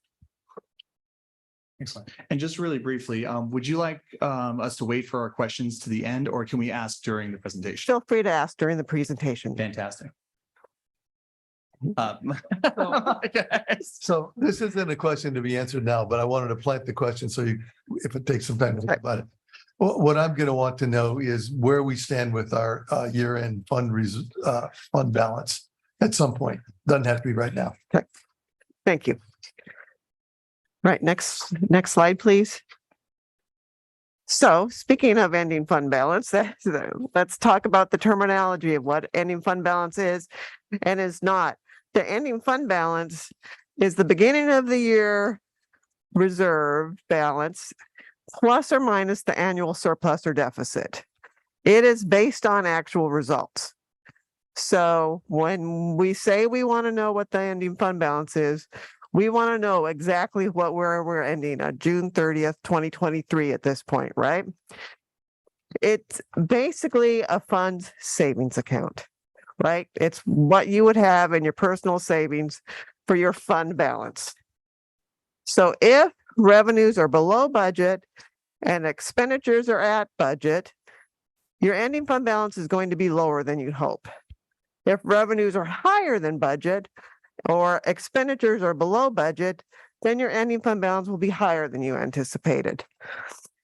There's two board policies regarding ending fund balance, and they can get confusing. The one first is that in the adopted budget, board policy requires a 3% ending fund balance. That cannot be spent during the fiscal year.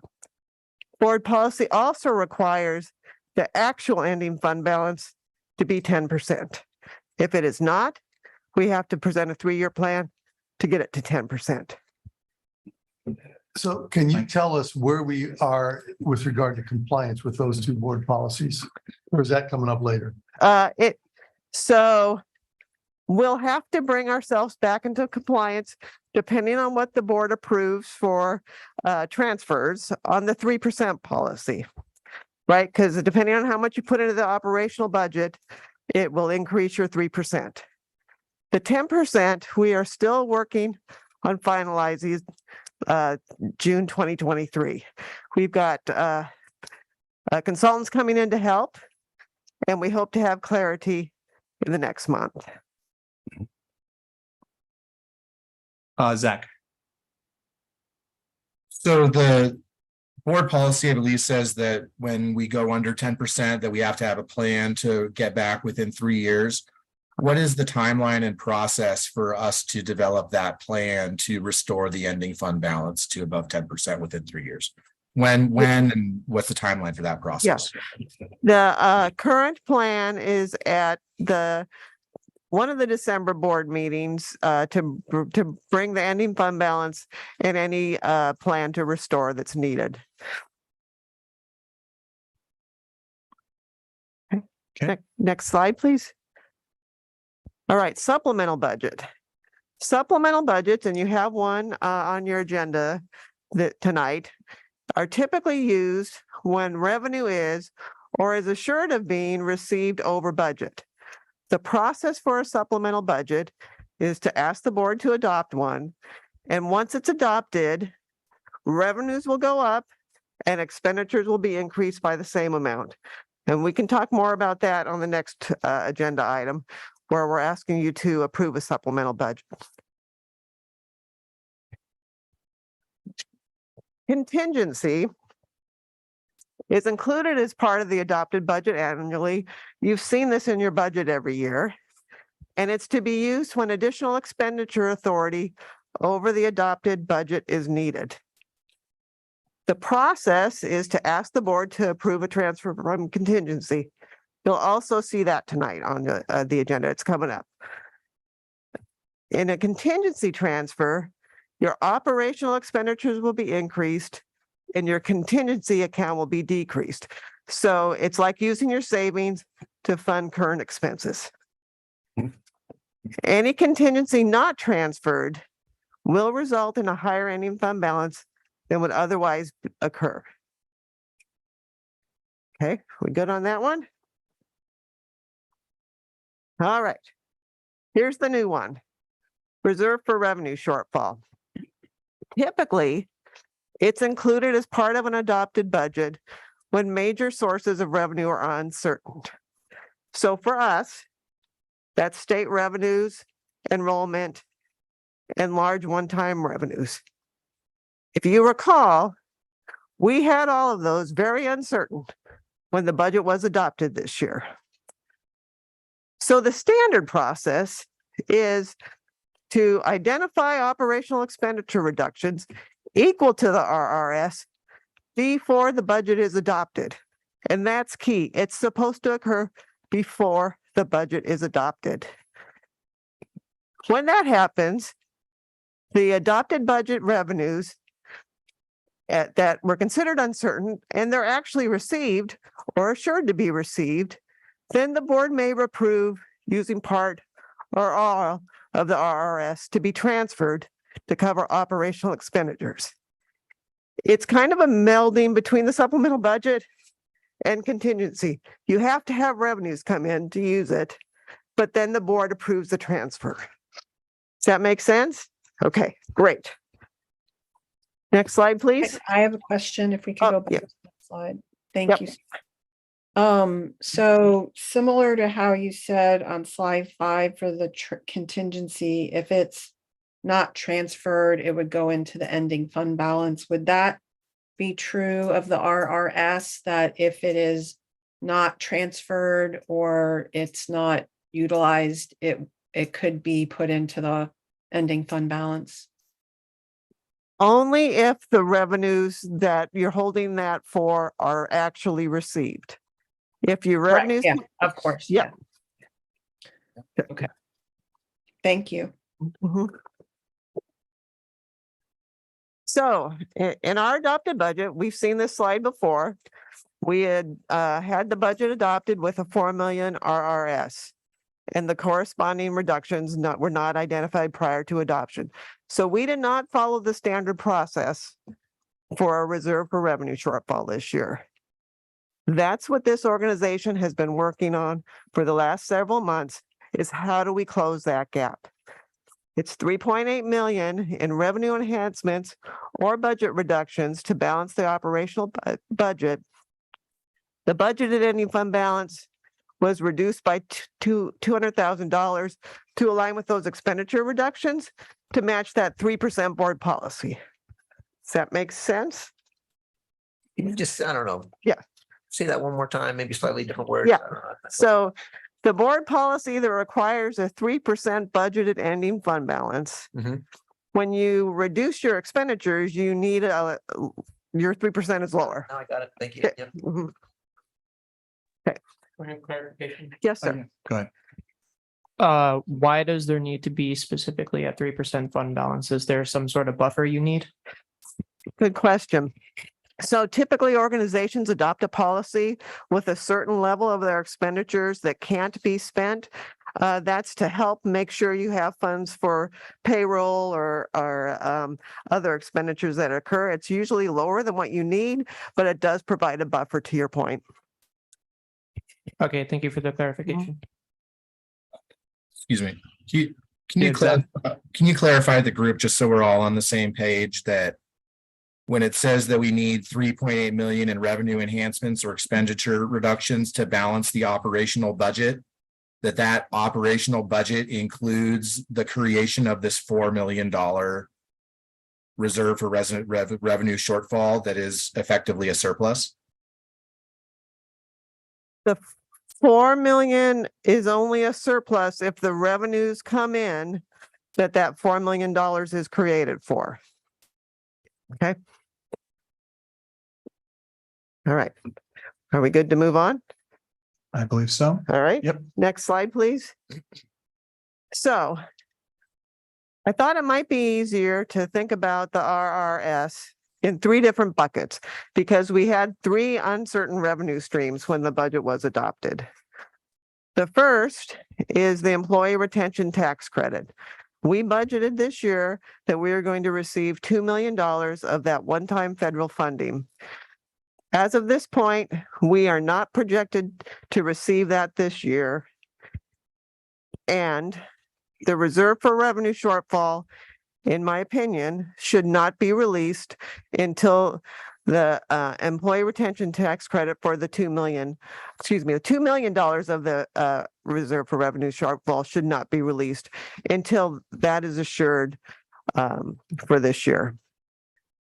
Then we had $1 million for state revenue. When the final legislative adopted budget came in and our state revenue calculation was recalculated this last month, instead of having a shortfall, our state revenue is actually 1.3 million over budget. Okay. And then 1 million for enrollment. Our budgeted increase for enrollment was 5%. As you know, we thought that was an aspirational goal that kudos to lots of people in this organization has not only been achieved, but surpassed in summer and fall. If we assign a $1 million of the reserve for revenue shortfall to enrollment, that actually equates to $4 million of enrollment growth. So effectively, when operational reductions are identified, adopted budget includes a 1% enrollment growth. Does that make sense? If you've got $1 million reserve and you're expecting 5% enrollment, there, that 1 million represents 4% enrollment. Okay. Okay. All right. So as we know, enrollment was 7.4 in summer and 10% in fall. Obviously, winter and spring are still unknown. This is a quick question. Yes, sir. Actually, a comment first. First off, I want to thank everyone, President Bulger, Cabinet, and everyone who was actively involved in helping keep increase our enrollments and so forth. I know that in the next slide, we'll discuss the fact that this board took action, and that action saved nearly $2.8 million in regards to this budget. So I wanted to just simply thank the board for your action, for your collaboration, and compromise that we made in that regard. Lisa. Yeah, Sue, so when you equate when we created the RRS and we said we wanted $1 million to cover the 5% enrollment, right? Because that was what our target was. So you're saying that anything above the 5% is an increase in revenue. So that means we had a 2.4% in the summer and we have a 5% in the fall. Can you equate a dollar amount to that? So we basically met our enrollment goal. So I guess I'm thinking we exceeded the 1 million. How much did we exceed the 1 million by? We haven't exceeded the 1 million yet. And because we still have winter and spring. Great clarification. Thank you. Yep. And I'm going to pass the presentation over to John, who's going to go over that information right now. So Okay, thank you for the segue.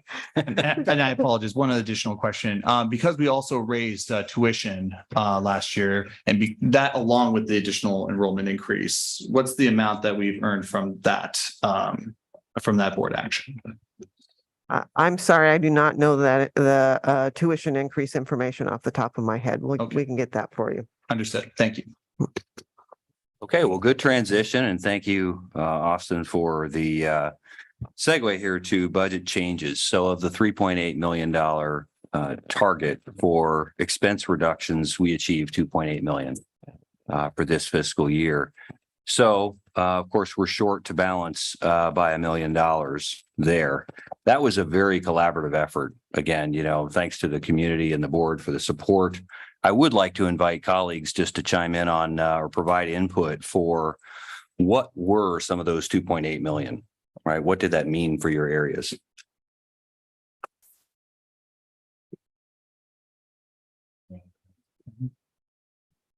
So of the 2.8 million, that was what has already been approved, correct?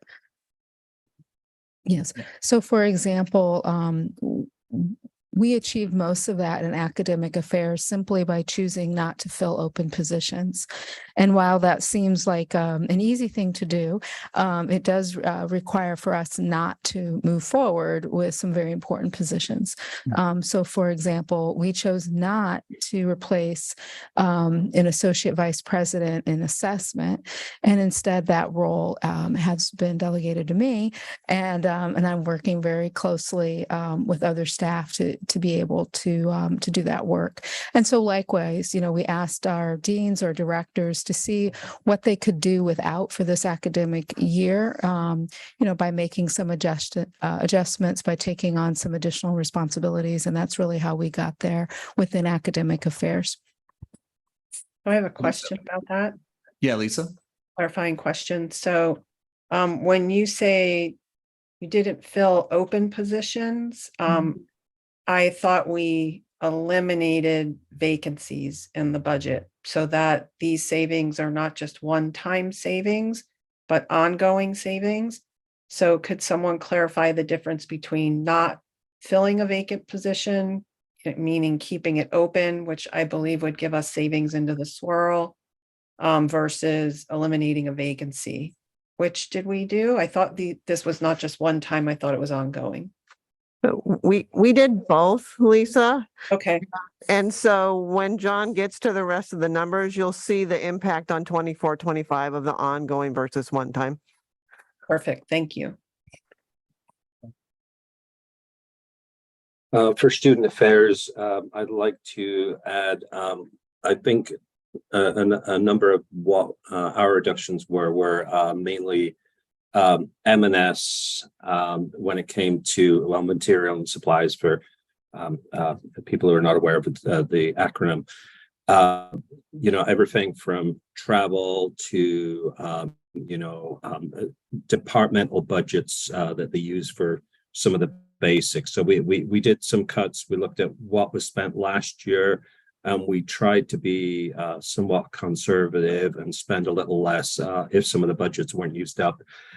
We did a number. We did wait on some positions we really needed, and I've got to say I got to give a lot of thanks to some of our student affairs managers, directors, deans, classified staff, faculty. Just in, we've kind of gone a little short on our staffing to be able to help with the budget from our side. So we have we've done squirrel and not hired for positions, and we're going to be hiring for a few positions starting in January. So we'll have had a whole half a year of savings in that, and so that was our priority there. For HR, we stepped back from some technology modernization plans that we had to try to make our applicant tracking system more efficient. And so we downsized that project. We also we'll end up having a gap in one of the services that we use, but it'll be over the summer, and we'll just roll that expenditure over the next fiscal year, so that we can realize the savings that was required on the non-personnel side. Most of the budget in HR is people. We have a $2.2 million budget, and 200,000 is non-personnel. So. And from a finance and operations perspective, it was a lot of materials and services and open positions, since that was what the board authorized us to move forward with a month ago. I'd like folks to also share, when you authorize us to move forward, we had a lot of conversations about the positions that were being discussed for reductions or retrenchment. And I'd like folks also to share how those meetings went over the last month, and any alternatives that might have been proposed. Shelley? So as you, is there a question? No. Okay, so as you know, Academic Affairs did make suggestions that may have impacted up to 3 full-time contracted faculty, which, as we explained on September 20th, would not necessarily equate with layoffs. For a number of reasons. One, our faculty are often qualified in other areas, and also we're obligated per our CBA to have discussions and try to work out alternatives. To answer this question, I might have to dip in a little bit into the student affairs as well. Student affairs also suggested eliminating up to 3 faculty retention counselors. And we have met with EA as is contractually required, and these discussions have been very fruitful. We have, I think I'm getting a little, we have entered into an early separation agreement with EA. These are some very creative conversations, and as part of this agreement, the college agreed not to retrench any contracted faculty for this academic year. In lieu of retrenchment, we have agreed to assign 3 retention counselors who currently report to the Mental Health and Wellness Center within Student Affairs to career pathways within Academic Affairs, hence obviating the need to retrench any counselors. While this is not a retrenchment, it does achieve the outcomes that we were seeking. It's a structural alignment of our operation to the needs of our students, and we are also then able to maintain faculty as well. It's anticipated that we can capitalize on grant funds to help assist with funding to assist with supporting the work of the counselors. More of this, as part of this agreement, EA agreed to return $50,000 of carryover in FPD to the general fund. FPD is faculty professional development. And this will help cover the costs this year in relationship to the move of the retention counselors to Academic Affairs. We appreciate EA's willingness to help us to achieve these efficiencies. Academic Affairs will continue to streamline operations, and we do anticipate having fewer part-time offerings throughout the college in areas where enrollments do not support the need for additional courses or services. I can talk more if you'd like about other areas, or I can stop there and transfer it over to one of my colleagues. Zach, you had a question. Can you clarify? It sounded like the 3 counselors' positions have been moved to a new department. That is the plan. Yes, Thank you. they are moving from Student Affairs to Academic Affairs. And with regards to the other, the staff that were slated for reduction, have other positions been found for those individuals, or that's a still ongoing process? I don't, for Academic Affairs, the only, we only had faculty that we were considering for retrenchment for the, so that would be, I think, in someone else's area. I think Shane Yeah, can address Shane that will answer question. Go ahead, Shane. Sure. So over the last month, I've been involved in 11 of these collaborative conversations for faculty positions, for classified positions, for the global agreement that we'll talk about in a little bit. We, based upon the new revenue picture, have determined that there's not a need to eliminate the classified positions that were initially proposed. And so those 4 classified individuals would be able to stay in the positions they're currently in. In one instance, and I'll speak to this, it's sort of segueing into the collaborative meetings that we've had. Part of what happens in HR when we start talking about potential layoffs is we start looking for potential soft landing spots. And we were able to identify one of those for the individual in college finance. And so when we got into the collaborative meeting with LCCEF leadership and the college finance staff, we'd already identified that landing spot for this individual. He'll be moving to international programs. He's very excited about it. And despite the idea that he could stay where he's at, he's very interested in seizing this opportunity because it aligns with his interests and background. So that individual is transferring.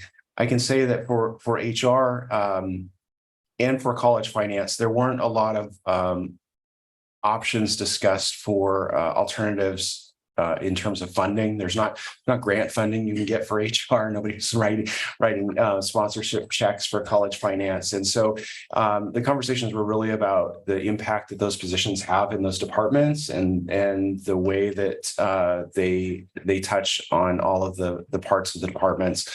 And so I'm grateful in these cases, certainly that we're not going to have to go ahead with the personnel reductions. Dr. Joyce, I believe you unmuted for a little bit. I wanted to make sure you had a chance. Yes, Shelley basically she basically covered everything I was going to say. I appreciate it, Shelley. So thank you. Excellent. Any further questions before we go back to the slideshow? Nope. All right. All right. Well, thank you. Hopefully that context was helpful just to understand to a better degree what the efforts resulted in from the college. A lot of creative, good work there. So in addition to the 2.8 million of operational reductions, we've also seen the additional revenue enhancements as indicated with Sue. So 1.3 million of additional state revenue. The summer and fall enrollment that was seen over budget represented 450,000. So a total of 1.8 million. So in addition to the 2.8 million, moving in a favorable direction on the expense side, 1.8 million on the revenue side, that's a pretty substantial improvement. We're going to get into the supplemental budget here in a bit, but did want to, if you could go one more slide there. So the reserve for revenue shortfall transfer potential could be based on actuals, not something we're recommending specifically today, but with the state revenue of $1 million, with the summer fall enrollment enhancement, that's something we'll come back in December to recommend. So keeping that in context of a lot of the work that's occurred this year, where does that put us for next year? Okay, I know that's a lot of what's on folks' minds. So first, we need to know the ending fund balance will be made clear very soon. I think with that and tracking variances and all of these changes into next year is helpful to understand. So next slide. Actually, quick question. Mike, go ahead, and then I have a question. Yeah, absolutely. So maybe the answer is obvious, but it isn't obvious to me. Have we closed the gap for 24, FY 24? Yes. Okay, that's what I wanted to know. Yep. Additionally, actuals. Tell me a little bit more about the because there's the revenue of per adopted budget, and then there's the actuals. What's the difference in the calculation of those two? Say that again. Oh yeah, so there's so state revenue is 1.35 million over adopted budget. Yes. Yeah, and then you indicated down here in regards to transfer potential based on actuals. Yeah. What's the difference in those two? That's my Go ahead. So if you recall the RRS slide where we divvied up that $4 million to $2 million for the employee retention tax credit and what? Yeah. Yeah, understood. All Thank right. you. Mhm. Gotcha. Appreciate that clarification. Mike. So is there anything that could happen with when we find out the information about the ending fund balance for 23 that would influence whether or not we are actually balanced for FY 24? No. So that would just represent where we were June 30.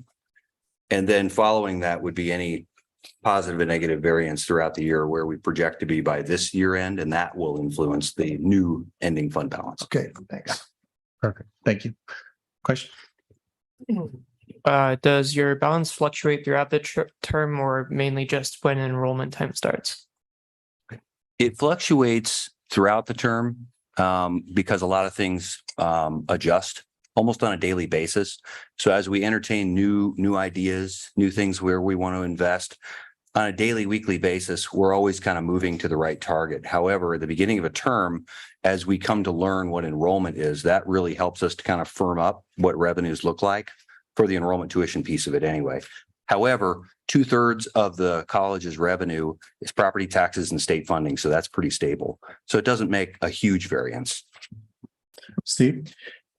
Just to follow up on Mike's question, I would guess that it's the standard procedure in a normal year, last year wasn't normal, that we would pull into the following year's budget the ending funding balance from the previous year. So I think what you're saying is because we weren't sure what it was, we just left it out altogether.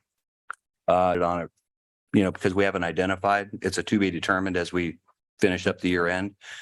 So I think what you mean is, so it's a question mark where we started this year, since it's balanced. If we, for instance, don't spend all of the contingency or enrollment comes in addition in winter and spring, that moves the bottom line up. Essentially, we're adding to the ending fund balance, if that makes sense. Except that there, as I recall, towards the end of last year, there was a question at one point in time whether it was negative. And so let's just say that turns out to be the case. So we are getting closer on coming up with an ending fund balance. It will not be negative for the general fund. And we're hoping it's going to be over the last projection of $4 million. Great, thank you. President Smith? If we don't know the ending fund balance from last year, how could we be so sure that we have a positive fund balance from this year since there's rollover from last year? Well, so again, we start off with whatever that balance is, and then we have essentially variances throughout this operating budget. So since we have a balanced operating budget now, effectively, there's no change to the ending fund. Let's say this year was exactly balanced on June 30. There would be hypothetically no difference between the ending fund balance of last year and this year. So it's supplemented by the growth from this year compared to last year? It would adjust based on however our operating results of this year go. Okay. Thank you for clarification. Sure. Lisa? Yeah, so since we're talking about ending fund balance, what was the ending fund balance for fiscal year 22 prior to going into last year? Prior to going into the fiscal year 23, which we're still unsure about the ending fund balance. The beginning fund balance for fiscal year 23 was slightly over 8 million and was at board target. Okay, and then if I recall correctly, we had conversations in our budget process last May where the recommendation was to spend down the ending fund balance to create the aspirational budget. Isn't that correct? Because I'm hearing my recollection. Okay, because I'm hearing some people say that there is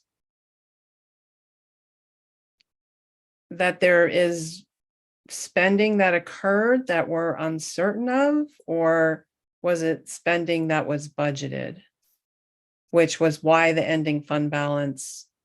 So I mean, if it was 8 million, and is that just Fund 1, or does that also include Fund 9? Just Fund 1. Do we know what Fund 1 and Fund 9 were together? I do not, sorry. Okay, so if we had 8 million in Fund 1 going into 23, I I'm just trying to figure out what happened in 23. And so at some point it would be helpful for me to have clarification on that because we spent 3 years replenishing the ending fund balance. Yeah.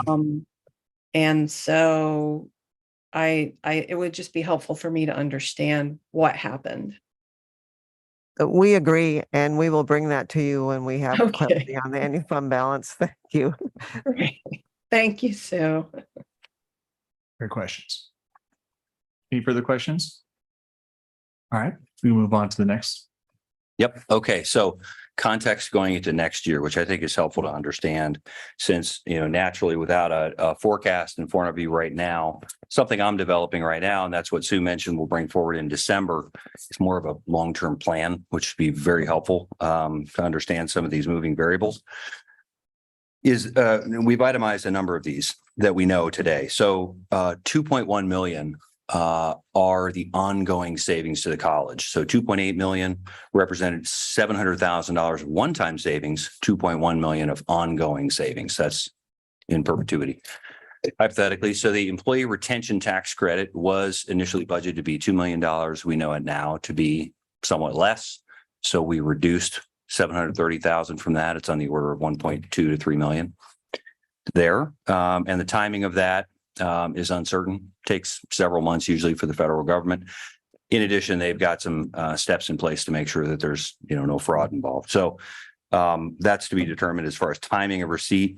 In addition, we've also got 1.6 million of givebacks on one-time position holds. So when you heard colleagues talk about positions that held right now, this would essentially say, hypothetically, we could give back 1.6 million of those one-time holds. Now, I think those are going to require some evaluation. What are the right things after you've held a position for a year to then go ahead and move forward with? There's certainly some critical positions that we'll need to reevaluate and to fill. But 1.6 represents the one-time position reductions for this year into next. We've also got a bond payment increase for the PERS program, 460,000, and a depletion of the PERS reserve that we'll need to contribute to 485,000. So the known changes moving into next year, 1.1 million to the negative. However, there's good news on the next slide. So if we just continue some of the itemization here, we know we're also going to receive 1.35 million of additional state revenue in the biennium. We know there's inflation. So if, for example, into next year, we choose 4% is the target wage increases for payroll changes, we know that represents 2.2 million. We know we need to pay people more. Material and service inflation of 300,000, benefit costs 425, property insurance we know is going up significantly, a 20% increase. These itemize all the expected variances into next year, or at least forecasted. If we also were to consider, and these are hypotheticals, of course, that if we maintain the enrollment, favorable enrollment trend right now, wouldn't call it a trend, but at least the path that we're on currently into next year, and we have a little bit more revenue stability, instead of a 4 million reserve for revenue shortfall, you could consider 1.5 million if there's more certainty in revenue next year. So that would reduce by 2.5 million. So bottom line, when you get to what are the expected changes from this fiscal into next, we're on the order of 590,000 unfavorable. So it's very manageable for us to consider. I mean, if many of these things materialize, that we move into next year with a little bit of work to do, and we have to be very diligent throughout this year into next to make that happen. So does that make sense as we're kind of thinking through the drivers of what's occurring for next year? Quick question, this insurance question. Sure. So the I'm forgetting the name of the organization that does the public insurance policies. PACE. Thank you. So PACE has already made a determination of 20% increase in insurance policy premiums. That is, they have not. Okay, go ahead. No, these are just our projection because it has been 20% in the past. The premiums have increased. So, and we know the insurance industry is struggling right now. So it's just an estimate that it'll increase 20%. Gotcha. And I know with new buildings, insurance policies change, of course, and stuff like that. So with the addition, doesn't have to be answered right now, but I would be kind of curious as we are putting these upgrades, specifically the safety upgrades that we're doing from the bond measure, how that will impact our insurance policy and so forth. Lisa. So slide 12 and slide 13 is all forecasting. Is that correct? Correct. Kind of giving you a sense to give context essentially to where we are today into next year. Okay, and so, but when we look at slide 12, the 24-25 budget balancing strategies, were you saying that those are the decisions we made this year that we know will result in ongoing savings? That's correct. Okay, so that's not an unknown. Correct. Okay, great. Thank you. I've got a question on the slide here. So I'm looking at the second to last line, the reserve for revenue shortfall and your rationale for potentially reducing it. So part of the reduction because we now have more certainty about state revenue, right? I don't think that accounts for all of it. Is part of it based on more certainty on enrollments? Exactly. So next year, there won't be the employee retention tax credit, and there won't be really a question on state support. So it'll really come down to enrollment. So that 1.5 million, that's just an estimate, a placeholder for some sort of a flexibility as we plan for enrollment into next year. And that, we're going to make the budget, of course, before the fall term. So then as that materializes, we can adjust accordingly. Does that make sense? So it's a reduced cushion as we know. I get that. I'm just trying to get clear with the numbers. Does that, so the remaining amount that you're, sort of recommending at this point in time, does that assume that we would hit a target 5% above the what we hit this year, or would it assume stabilization? Because this year there was significant growth. Does it assume we will get that growth again? Yeah, the target for the college is again 5% enrollment growth for next year. However, 1.5 million, like I said, right now, that's just an estimate. It's not necessarily based on any sort of calculation just yet, because in December, that's when we're really going to bring forward the forecast and share more on that. So I think we're going to know as we fine tune some of those parameters, what that reserve might really realistically need to be for next year.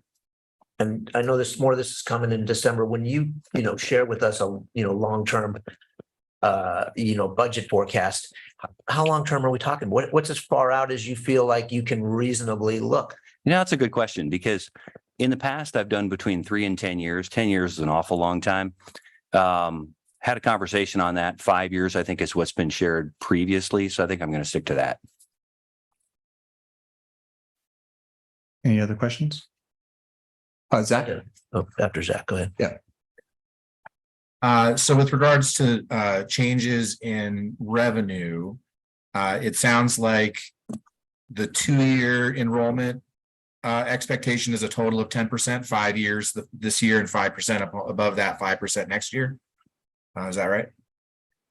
5% this year, 5% next year. Right. And so since we're at 10% this year, if we effectively stay at this above 10%, we'll hit that 5 + 5 goal. Yes. So there'll be variables within the forecast that on everything, enrollment's one of those pieces that will indicate percentage growth for each year. And so we can run different scenarios for that. Is there an assumed tuition increase built in to the revenue expectations? I haven't actually gotten there yet. Okay. And then with regards to the change from for the reserve for revenue shortfall from 4 million to 1.5 million. So that would effectively, we'd be drawing that fund down by 2.5 million and spending 2.5 million in the next fiscal year, is what's sort of shown here as an example.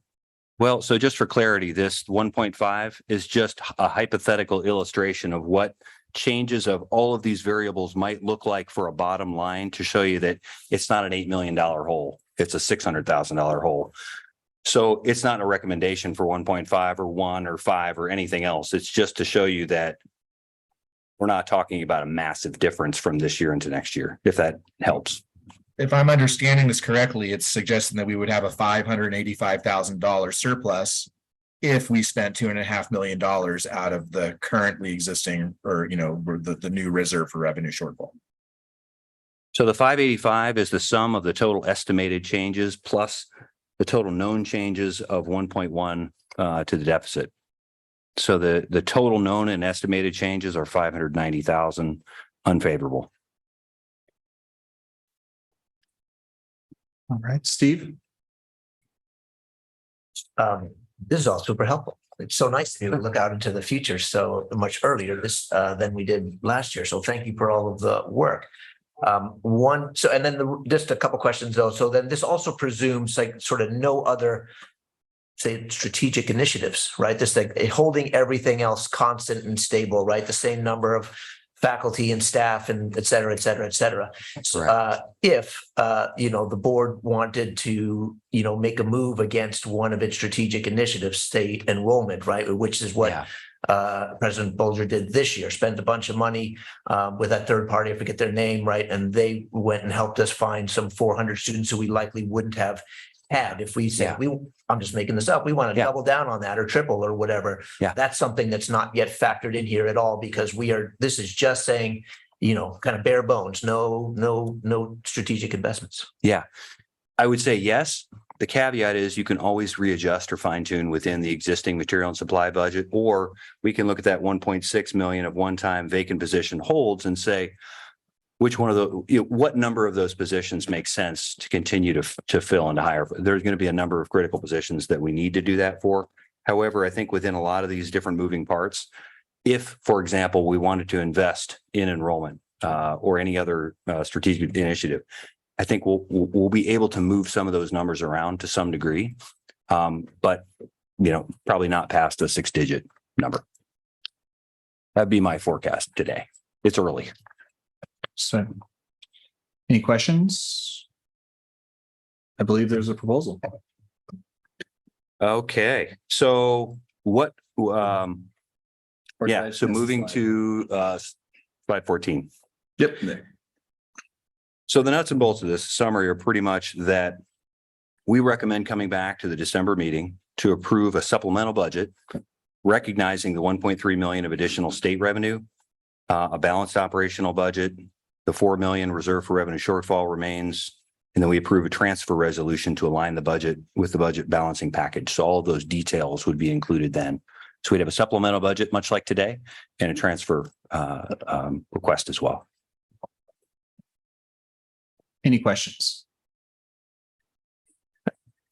Yes. Sorry. I was just going to say, I know this is an action item, but there, we changed our mind because we couldn't get all the details together for this meeting. And so it'll be at the December meeting. Sorry for that. It's a good thing. Okay, gotcha. So there's no request for an action item in this meeting. Okay, Lisa. So I did just hear Sue say we don't have the details for this, but I guess what I'm wondering, and could you pull that slide back up? Slide number 14. Yeah, my computer just died because it ran out of juice. Thank you. So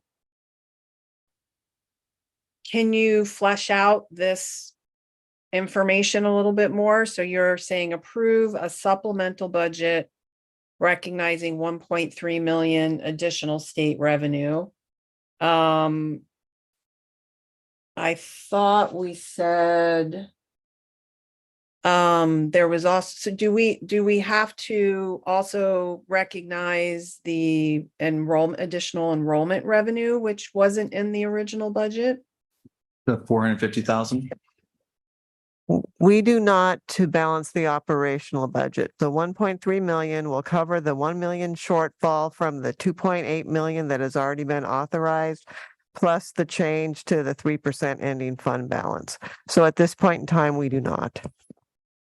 So you're basically saying that we're going to approve a supplemental budget using 1.3 million, the additional state revenue, to get us from the 2.8 to the 3.8.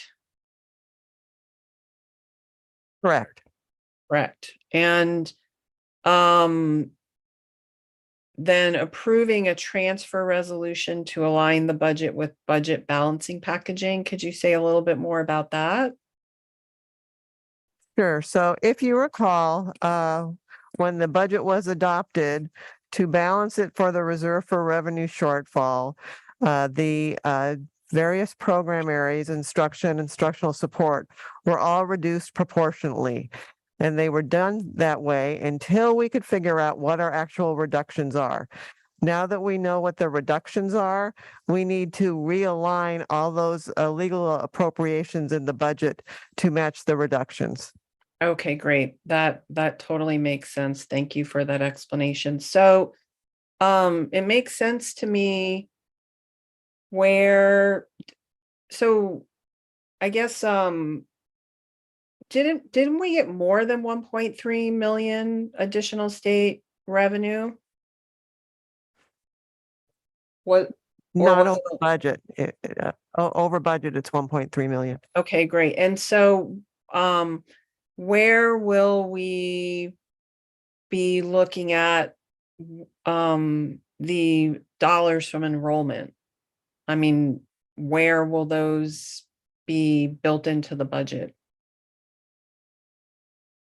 So that's a future conversation. I think once you see the forecast and know where we're going, we could do nothing with it and it would help bolster the ending fund balance.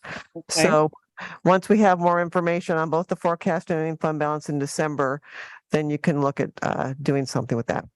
You know where my mind is going, Sue. So I'm curious though, like, where does it sit? Like, do you like, where do you keep it in contingency?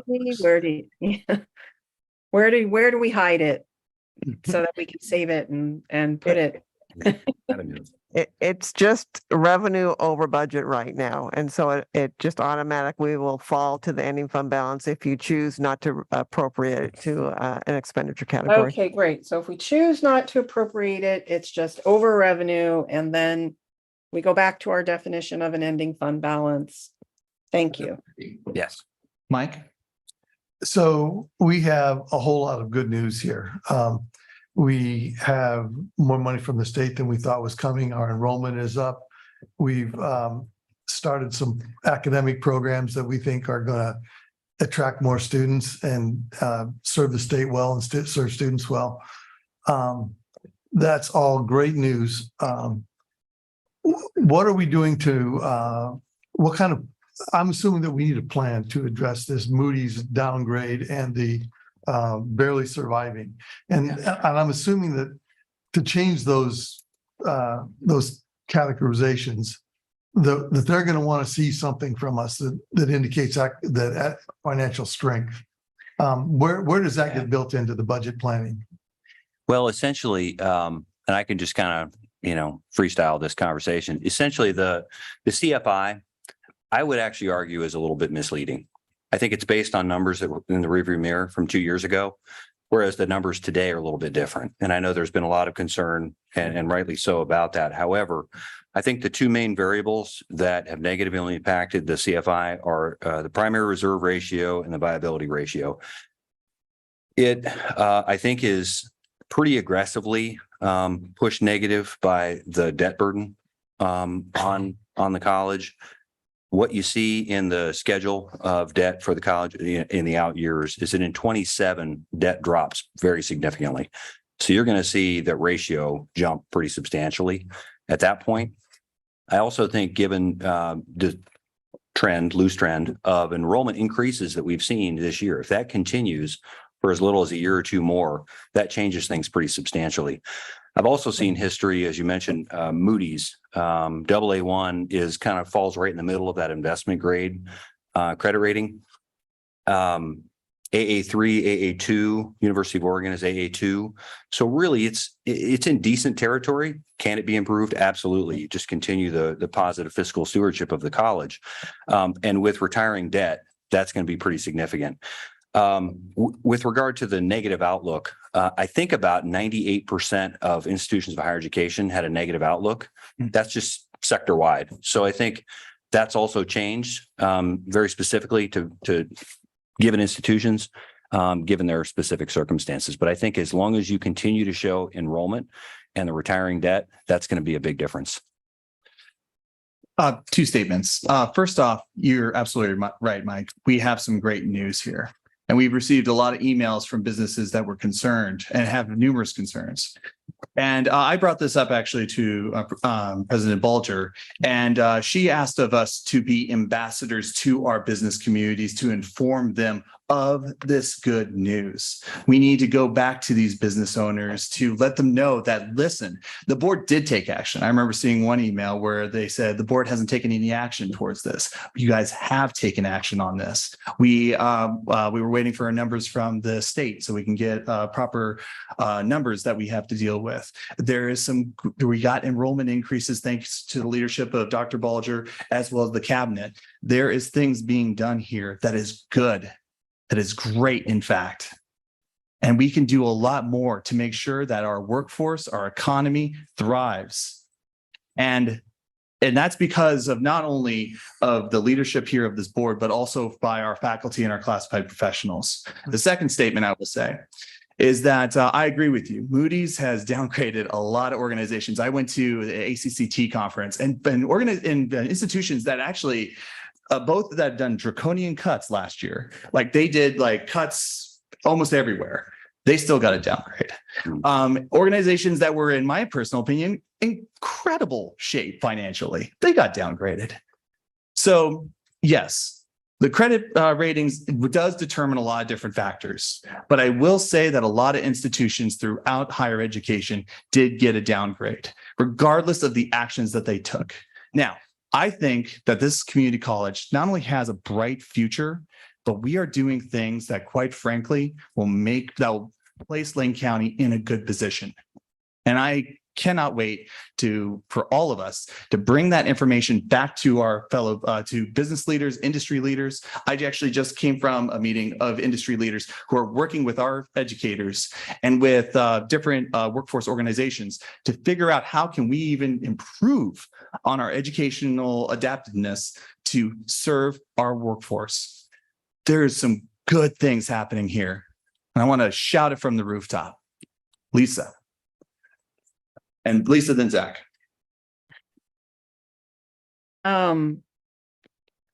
So let's see. I also want to thank all the staff that worked on this presentation and the work that went into getting us to this point. And I really appreciate that concept of us being ambassadors for the college.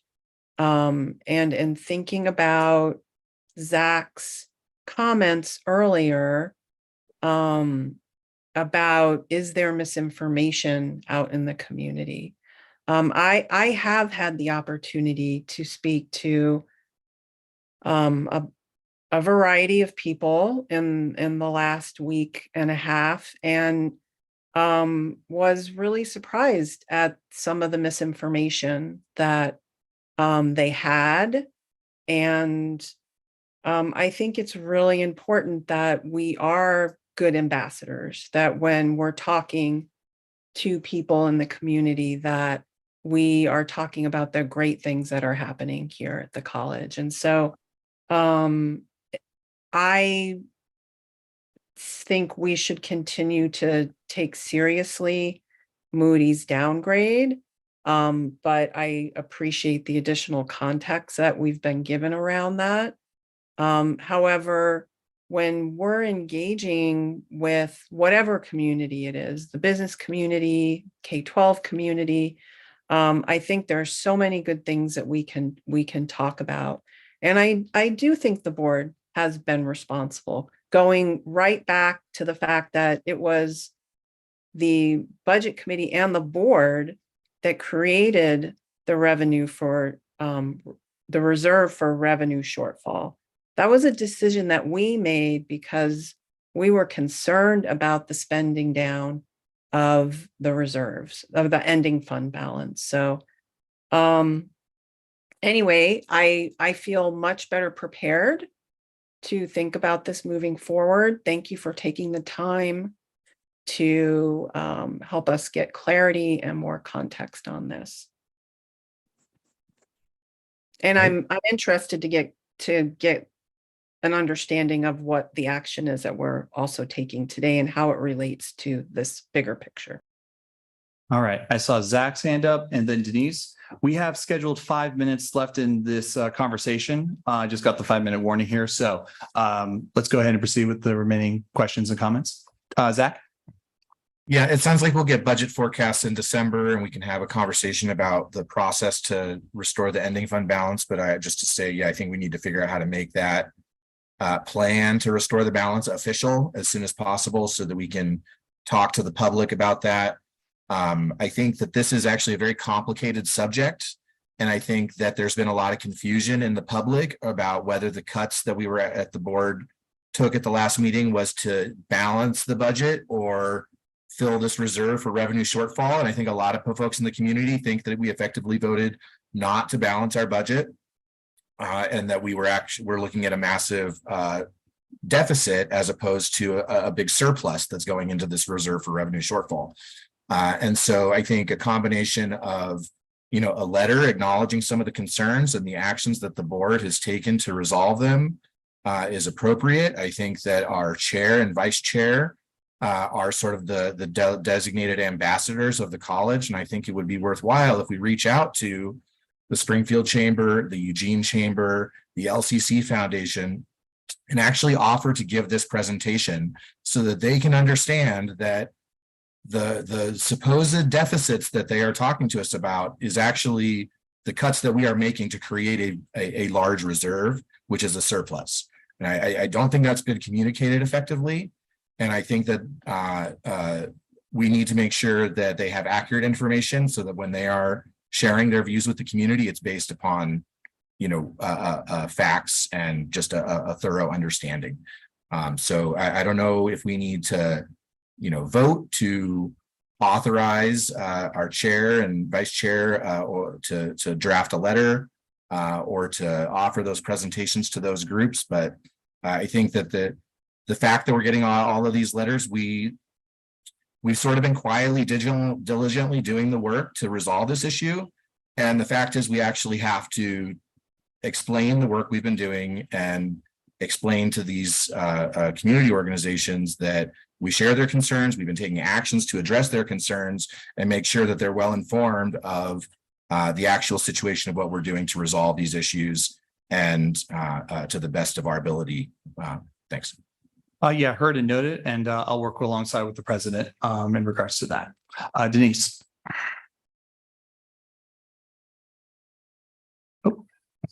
Oh, sorry, you need to unmute. Oh, so sorry, you need to unmute, sorry. Oh. I think. Okay. Yep, we got it. Thank you. Thank you. Certainly a lot of good discussion and good news. And I would like to just kind of maybe highlight what I have heard are some of the things that have worked very well so that we know how to use these tools and continue to use these tools. So I think listening to the constituents who have come before the board with numerous public comments over the last couple of months and have been able to express their concerns and hopefully understand that they've been listened to and that we've slowed down so that we could take a look at some of the ideas that the community did put forward. And I would like to understand a little bit more where some of those suggestions are going, so to say, that it isn't just a kind of one and done, but this continued conversation and building of the good dialogue that's been going on. When Shane says he's gone to 11 meetings and listening sessions, that's really something, you know? And I think that those are some of the tools that in fact work to create a healthy understanding of what we need to do and when we need to do it. So I think we have good things, absolutely good things to celebrate and to acknowledge, and a lot of people's efforts that have gone into it. I do want to know where all the, you know, how we're using, so to say, the suggestions so that these kinds of collaborative conversations and listening in can happen, just like in the president's report of forming groups and going to talk with the groups. I think all these things are, in fact, tools that work for the benefit of the entire Lane community. Yahoo! Yeah. Conversations with stakeholders, absolutely. We are at 60 minutes with this topic. I do have another question. I'm wondering about where we stand with our board policy on required reserves. I don't quite understand where we're at with that. That was one of the things that was cited in some of the, it was either the Moody's or the CFI, I'm not sure which. More to come in December, Mike. That's when we'll have a better idea of the ending fund balance, and that's the biggest reserve that they're concerned about. So as I said, starting out, there's a lot of good news here. I don't want to, it's going to take more than 1 or even 2 years of breaking even with our budget or even being slightly positive before we turn around a 10-year slide that we've experienced. It certainly appears that we're bouncing off the bottom. But 11 years of getting to the bottom is going to take a while to dig ourselves out of that hole. And we don't want to just dig ourselves out. We want to climb back to vibrancy. And I want to make sure that we're staying strong as we do that. Understood. Is the board okay with extending additional 5 minutes to this topic? Mm-hmm. Yep, excellent. President Smith and then Steve.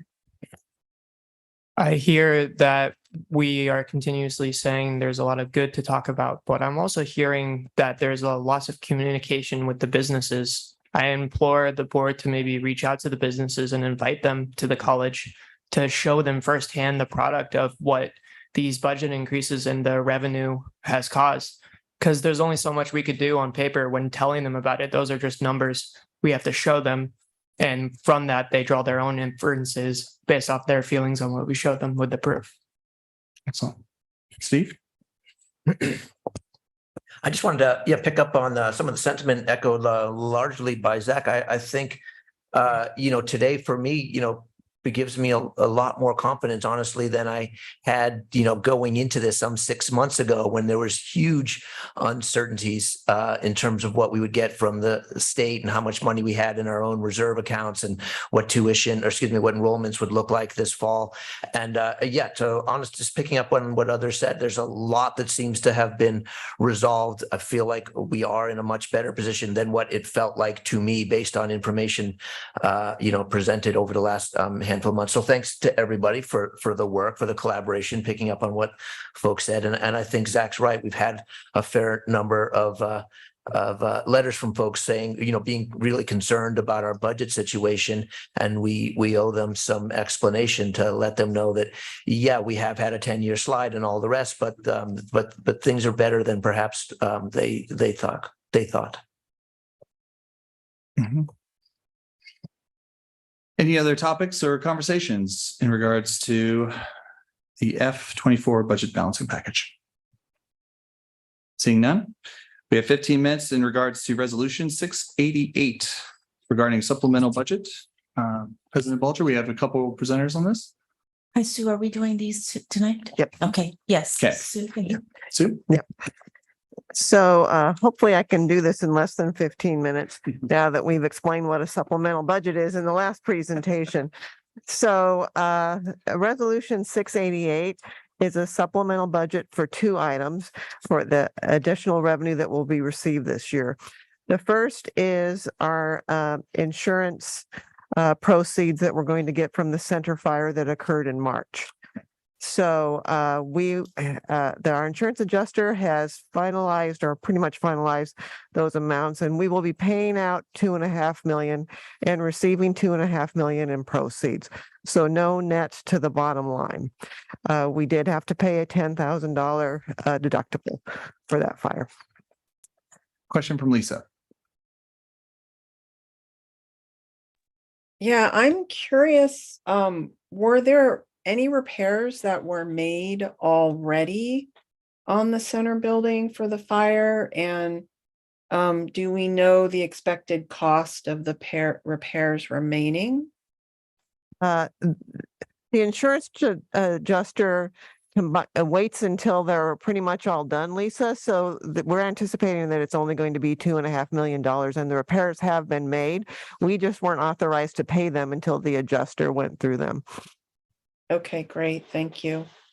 And I had a question. I don't think Tom's here, but was any repairs from the bond measure made on that building? Okay, no, yeah. Okay. Okay.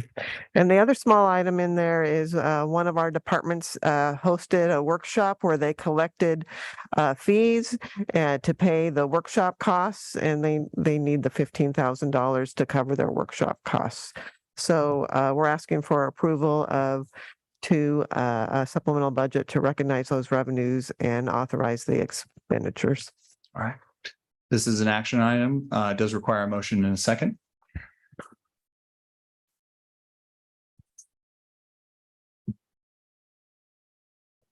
I move approval of resolution 688. What is it? Yeah.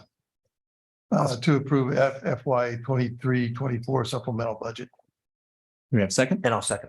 Excellent. It's been moved and seconded. Mike, would you like to speak on your motion? No. All right.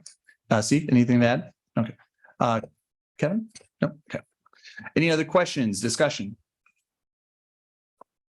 Seeing none, we'll go to a roll call vote. Kevin Alltucker, Aye. Denise Diamond, Aye. Mike Eister, Aye. Austin Fullnagy, Aye. Lisa Fragala, Aye. Zach Mulholland, Aye. Steve Mattel. Aye. Motion carries. Next action item is resolution number 689 regarding contingency transfers. Thank you. So every year the board has historically approved contingency transfers. They have typically only been done in June. And best practice is to do it more frequently throughout the year and before expenditures are incurred, as opposed to after expenditures incurred. So we hope moving forward that you'll be seeing these contingency transfers to be approved more frequently. This time around, there were a few items that have come to finance's attention that we could use contingency support for. The first is for the Faculty Professional Development Fund. That's by far the largest. The contract requires that if there's funds that are left over from the prior fiscal year, they carry over. So we have to do a contingency transfer for that every year. And that's $496,000 this year. The employee retention tax credit consulting fees, we budgeted $70,000. The contract that was approved by the board is 13%, which is another $109,000. So we need contingency to cover those fees. As you know, that calculation is done and it's been submitted. There were a few items that were inadvertently left out of the budget, a position that was filled, some public safety funding, and I think those are the big ones. We also are requesting contingency funds We've got some employees out on long-term leave in public safety. We've got an agreement with the union that there's 2 officers on duty at any point in time. We do not have enough officers on staff to be able to meet that commitment. And so we need some funding from an outside agency to meet that commitment.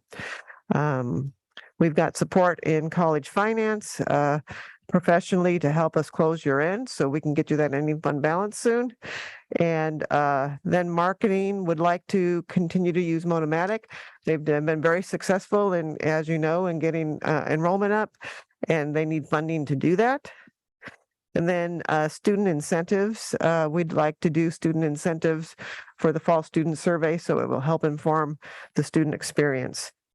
So that's all in the general fund. I'll stop there and ask if there's questions on the general fund transfers. I have a question, but I want to make sure anyone else can ask a question. Regards to professional development, so it's not just like conferences, travel, and things like that. It also includes professional development of those who have experienced entrenchment. Can you explain by doing these type of transfers? Are we leaving enough money though for those entrenchment trainings and development? So this transfer is to provide funds that could be used for that purpose. Got it. Okay, thank you. Lisa. Yeah, thanks. So Sue, I believe you said that there'll be 1.5 million in the general fund contingency remaining. Can you say what the original contingency general fund balance was at the prior to this transfer? Yes, it was $2.5 million. Okay, and so I added up all of these numbers and it didn't quite get to 1 million. So I'm assuming like if we don't, if it adds up to $900,728, then that little bit that it doesn't get to 1 million still stays in the contingency, correct? That is correct. And so of these different expenditures, the ones that were not errors or oversights are the bottom 3, the finance support for the consulting charges for college finance support, the $70,000 in marketing, and the $10,000 in student incentives. Those are things we haven't spent.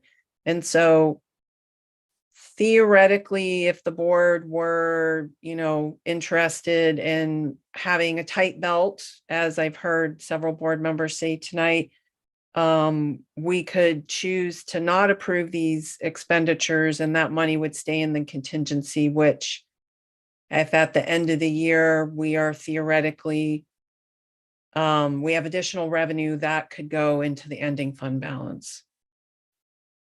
That would be correct. Okay, so look, I'm understanding all of this. So I am not suggesting that we don't approve these contingency measures. I'm particularly supportive of the investments in continuing to grow our enrollment that such as the student incentives, but I would like to say that I am very appreciative that we are having these things brought to us on a regular basis. I have often expressed concern during the budget season about how we have overspent the budget and only heard about it at the end of the year. And so I really appreciate that these are being brought to us now, and that we think about critically, strategically, what are the things that we can't afford to continue to invest in. I think someone mentioned earlier that I've heard several people talk using different language about how we kind of stay in the guide rails of the budget, while also I think being able to invest and things that will strategically help us to continue to grow the college. So thank you for bringing this, and I think I have a better understanding of it now. Thank you for that as well. Excellent. Any further discussion? Otherwise, I would accept a motion.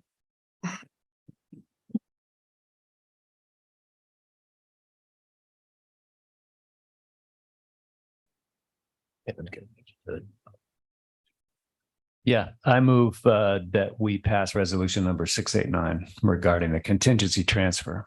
Is there a second? I will second. Excellent. Kevin, would you like to speak on your motion? No. Excellent. Steve, would you like to add? Nope. Nope. Excellent. We'll move to a vote, or any further discussion? Seeing none, we'll move to a vote. Kevin Alltucker, Aye. Denise Diamond, I, Mike Ister, Aye. Austin Fullnagy, Aye. Lisa Fragala, Aye.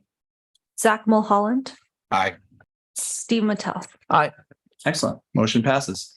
Before we go on to discussion items, Mike Blade, there was a clarification you wanted to make, and I took care of it. Oh, you took care of it. Oh, fantastic. Great. Thank you so much. All right, moving on to discussion items. We have a global agreement, and we got 10 minutes on this topic. Shane? Yeah, Shane. Yes, Excellent. I want to turn it over to Shane Turner, the AVP for. Excellent. Thank you. Good evening. Thank you for the opportunity to talk about some of the collaborative work that we did with LCCEA in coming up with a potential savings vehicle for the college. You've heard us talk before about the minimum number of contracted faculty that are required by the contract.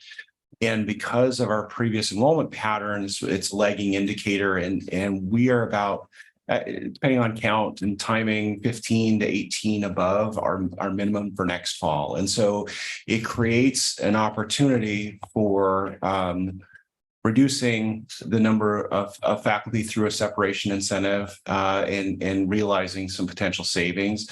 And so a group of us worked with the LCCEA team to come up with a proposal that basically creates two separation windows. One would be either in June of this coming year or in December of 24, and provides them with a stipend of either 20,000 or 15,000, depending upon when they go.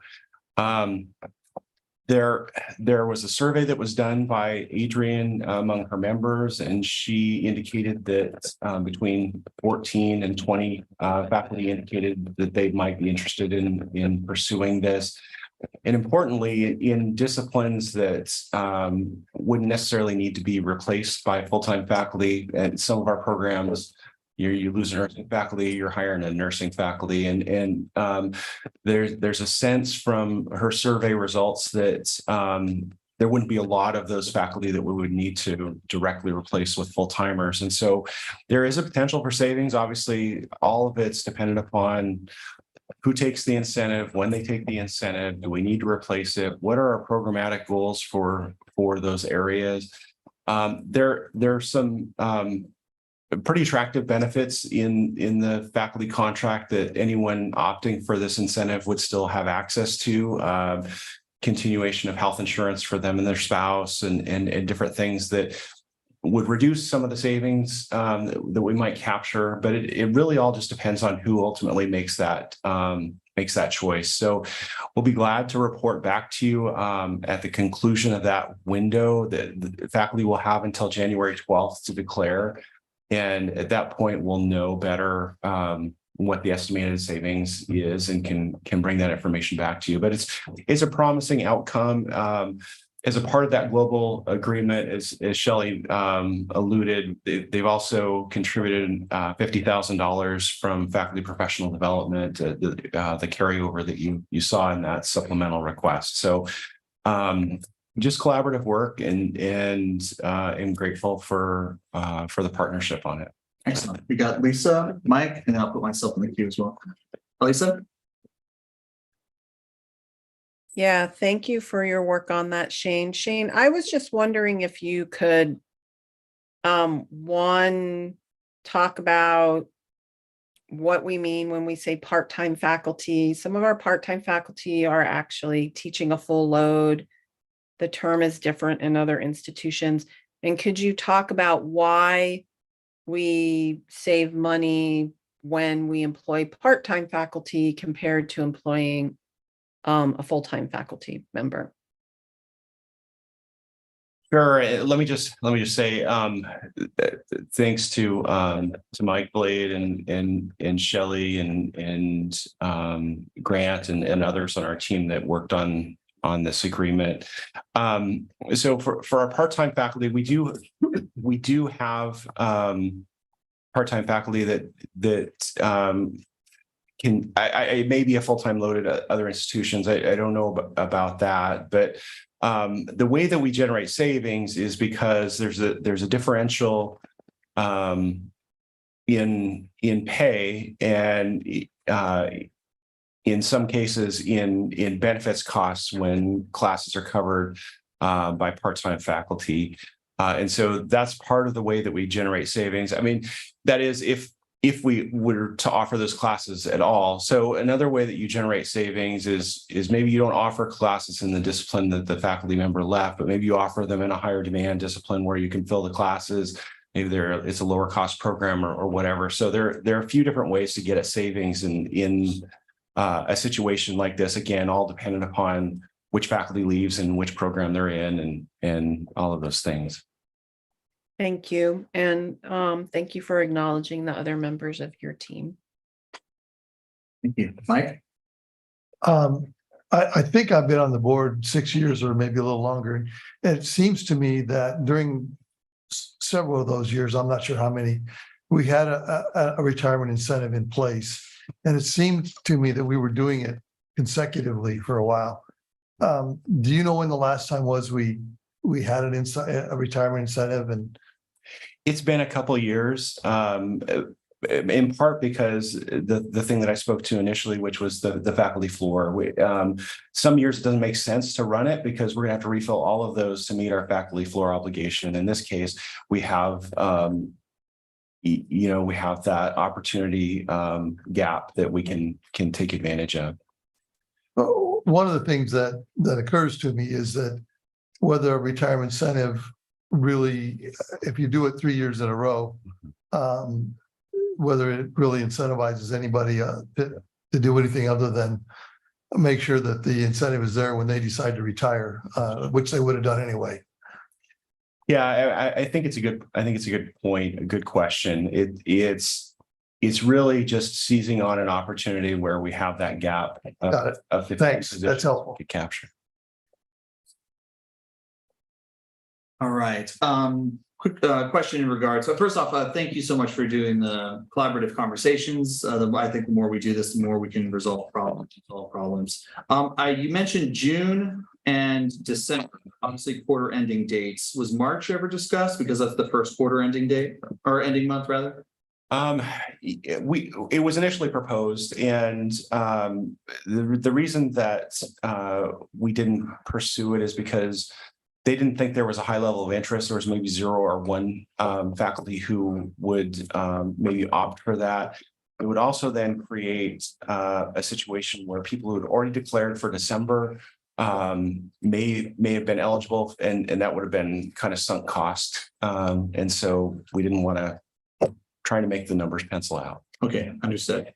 And because June is, so this would only impact 24-25 budget. That's right. Okay.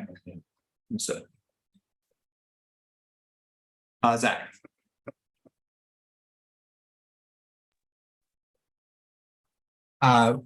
So if we were to offer this incentive to leave $15,000 or $20,000, what percentage of those positions would have to then be backfilled to continue operating those classes, and what would be the cost savings if we effectively have to rehire another teacher to teach the same class? Yeah, it all depends upon the discipline and whether we need to backfill it or how we need to backfill it. So we budget full-time faculty positions at $150,000 a year. especially if they're at the top step, right? And so maybe you're backfilling it at 40 for part-timers, 40 or 50. You've then got the cost of the incentive, you've got the cost of health insurance for employee and spouse. And so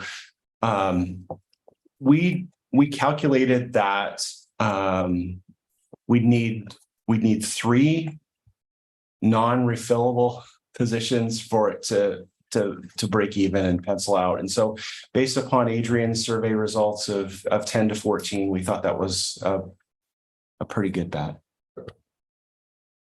All right, excellent. You got 1 minute left in this topic. Denise?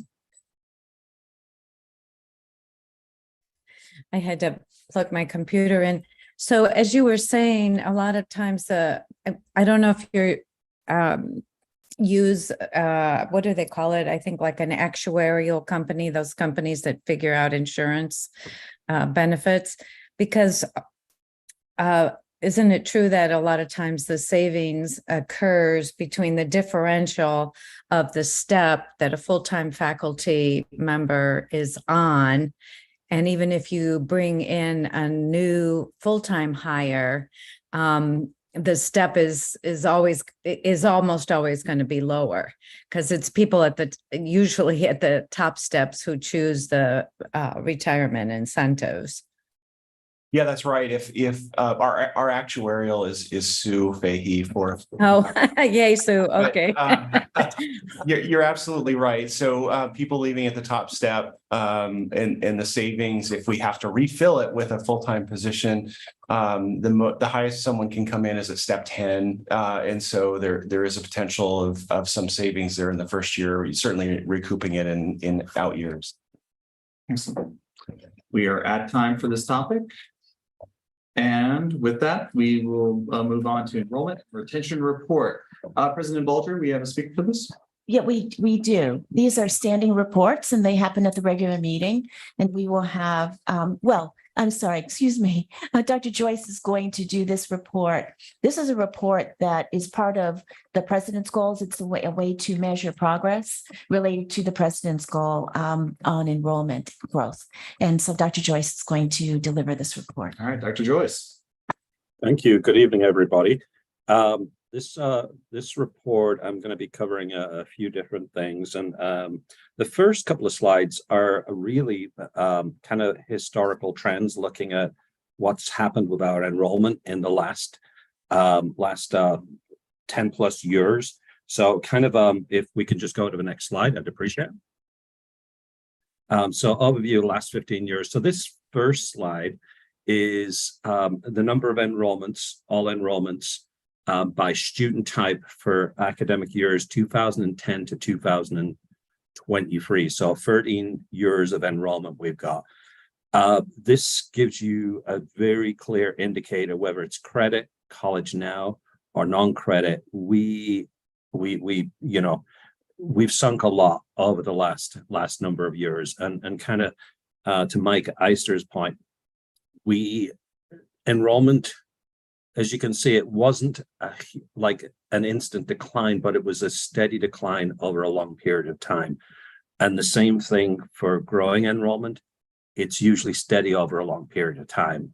It's not going to be right to the maybe 8,500 FTEs we're looking for in a year or two, but it's going to be a bit of a long-term goal. And I also want to mention we are actually, I'll save that to another slide about the high school demographics throughout the nation and what that's looking like. So if we just go to the next slide, I want to also compare. These are the number of enrollments by student type for fall terms. So you can get a good idea here. But I will do a caveat, non-credit College Now, we haven't counted those yet for fall, so they're not in this report. But you can see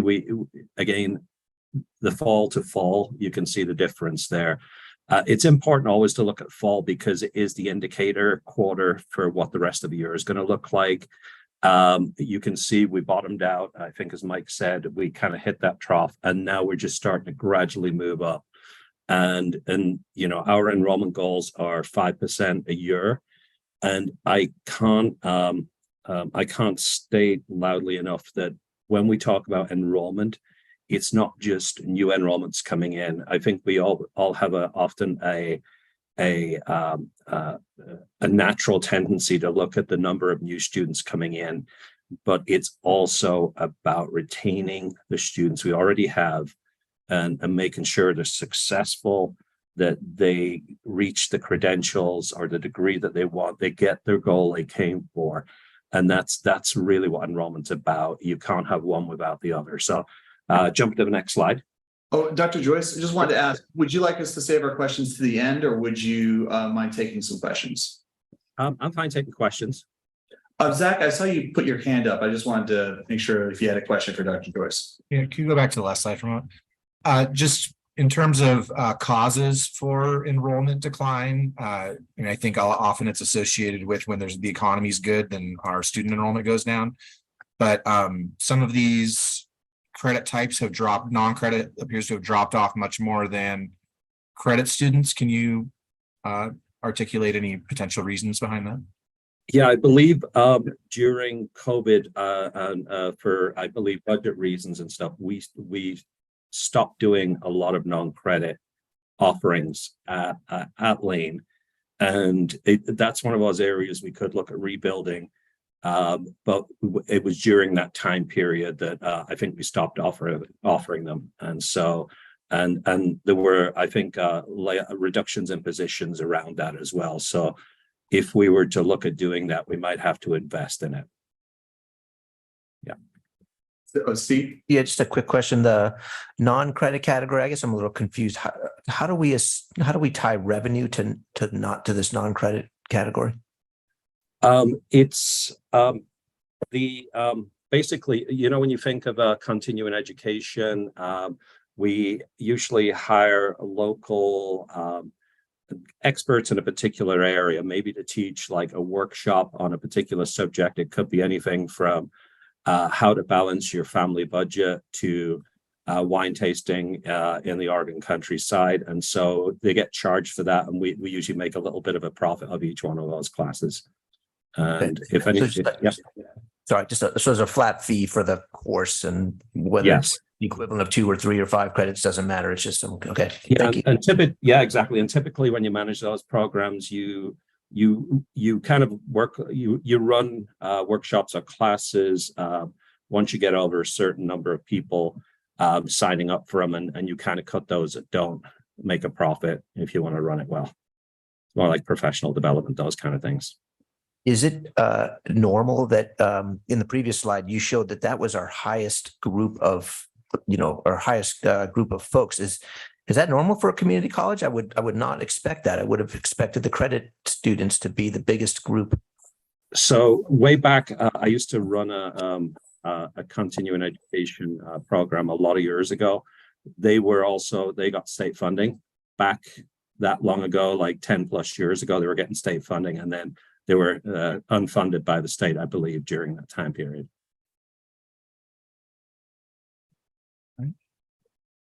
I think we could. Oh, was there a clarification? Yeah. Come on down. Sorry, in non-credit, there are 2 classifications. One classification is FTE reimbursable, particularly if they're workforce related. The other category of non-credit, which are personal enrichment, are non-state reimbursable. So there are 2 categories, and we do receive quite a bit of state reimbursement when we run workforce related non-credit courses. So like short-term certifications that can lead to employment is correct. 10-4. And professional development, such as institutional professional development. Understood. All right. Any other questions before we move to the next slide? Dr. Joyce? Thanks. And so this is fall cohorts of degree seeking students over the past 7 years. So this is students joining the institution. Oh, one didn't seem to be showing. We can skip that slide if it's not showing the numbers. The one I sent did. Okay. Do you want to skip that? Here we go. So I tried to also look at race, ethnicity in our different student groups as well. And I was hoping to be a little more differences in the demographics here over time, but what it shows you going back 7 years, we've seen little change in the different groups, whether Latinx, Black, Indigenous, people of color, or white, non-Latinx, that they've stayed pretty much the same. So, coming in as an enrollment professional, this is something I really think we need to look at as an institution, about initiatives that really focus on growing our non-white student bodies and moving forward. If we can just move to the next slide, please. We have a question from Pete. Quick question on that. So my understanding is that if once we have a 15% threshold for Latinx, we're eligible to apply for not HSI designation, but some kind of a grant that allows us to move in that direction. I think that was the threshold, and it looks like we've been there for many, more or less, for many years. Am I wrong about that, or is there a reason that we're not moving forward with that application? I believe it's 20%, isn't it? It's 25%. 25% is the number you have to have in order to be an Yeah, HSI, but you're eligible for some this grant slide, to explore it. if I could ask Kathy, I've asked her as well to be part of this, if she's willing to speak up to this slide. Evening. I believe it's 20% that we have to be at to Okay, so apply, I'm just off on the numbers. Okay. but I'm not positive of that, to be honest. Somehow I had 15 in my head. I know that 25 is the magic number to be designated as such, but there's something much less where you can get, where you're eligible for grants to move in that direction. I might be off on the number so much for sure. And if I could also add on this one, though, this is only one section of students. This is degree seeking students too, which are only a certain percentage of our student body. So this doesn't have the whole, and again, this is the fall cohort, those that just came in the fall. So we see this number when it's degree seeking, but if we look at other areas, people are signing up for certificates or other things, that it might be a little different. So the number overall wouldn't be, say, 30% for Latinx students, it's probably a little different to that. And I know I think our number of, say, white non-Latinx students is a lot more than 54%. I think we're something closer to 80%. So I think this is just the degree seeking students. I just want to clarify that, right, Kathy? This is just the fall, the students who start in the fall who declare a program of study. And so it is not our full race ethnicity breakdown of our students. Okay. Excellent. President Smith. I'm hearing we're collecting the data or this set of data in particular because we received grants for this. So I believe what they were stating, and Dr. Joyce, correct me if I'm wrong. So essentially, if we reach a certain threshold for Hispanic or Latinx students, we can be considered what's called an HSI, which is a Hispanic Serving Institution. We have to have 25%, if I'm, again, correct me if I'm wrong, and 20%, well, we'll get those numbers in order to get certain grants to move towards being an HSI. And does that include other ethnicities as well? For HSI, it's Hispanic, Latinx communities in the percentile there. I'm just asking if we get grants based off of the certain percentages for all of the ethnicities shown there. Gotcha. Dr. Joyce. Yes, we would be eligible for more grants. I'm definitely aware of that. It's going to take us a while to get there. Right now, we're not quite close. We're looking to be an emerging HSI first to kind of gear ourselves towards it. The demographics in our area right now are not at a certain level enough that we could probably get 25% Hispanic students within the next few years, but probably within 5 to 10, that might be realistic. An emerging HSI is between like 15 and 24%. Understood. I think he also asked about like other BIPOC, correct me if I'm wrong, other BIPOC communities, if we get any grants for that. So he was also wondering in regards to the BIPOC communities at 30%, do we get additional grants for that? If we are to increase the numbers of Black, Indigenous people of color at our institution, we would be eligible for more grants for sure. It's a smaller population in the area, and it's about more than recruiting them too. We've got to have a community that resembles the population that we want to bring here. We got to have staff and faculty that are people of color, and we need to work towards that as an institution to be able to support and create a welcoming environment for these students. Excellent. So what I'm hearing is if we increase the population, we can get more grants, but as it stands, we are currently getting grants for that. We're not that I know of. I'm not sure if anyone else has anything on that. Okay, thank you. All right. Thank you. All right. Go ahead. Next slide, please. This one is the fall cohort of degree-seeking students by age group.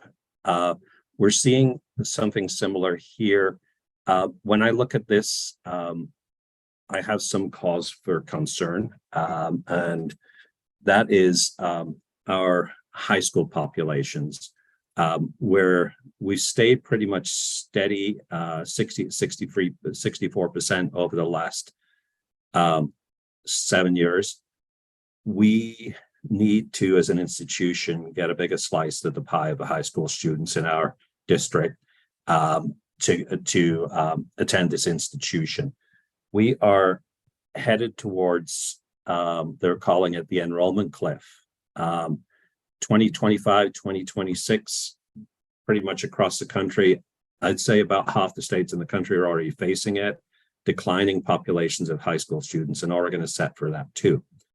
So we've got to work to get more of the high school students, but what we really also have to do, if you look at the 25 and older population, we are a community college, and what I'm seeing there is there's a market that we're not serving right now. The adult student population is one that we really need to focus on, and a lot of colleges and universities around the country are doing just that. Even the four-year institutions are doing just that.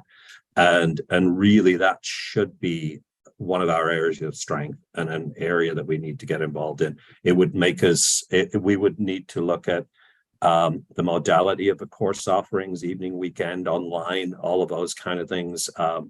Most of our courses are between, say, 9 and 3 o'clock, except the CTE and other programs that do night classes. But if you're on this campus, evenings, weekends, you can see how quiet it is at times. And in summer, there's very little going on. So that's one of the areas we need to focus on, is the more piece of the pie for the high school students, and grow college now, and definitely increase those adults. So jump to the next slide.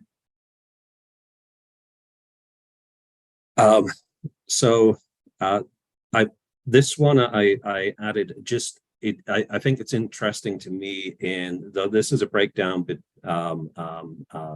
transfer CTE.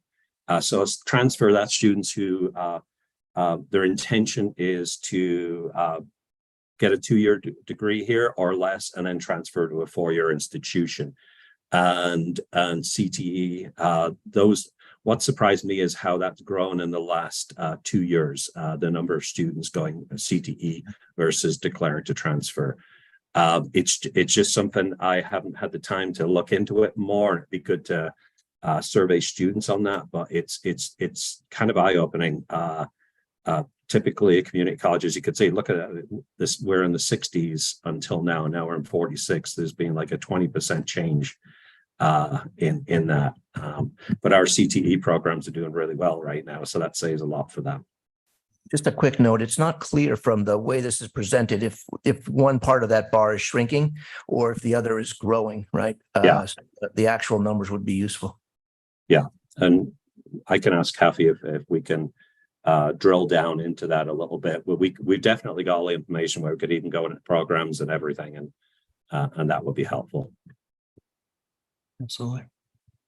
Just a brief comment I would have to say is that I think that the workforce and workers and job seekers are looking for opportunities to get into employment as opposed in education towards employment. I would also say that stepping up things like the STEP program, which is very CTE related, is also plays a positive role in there.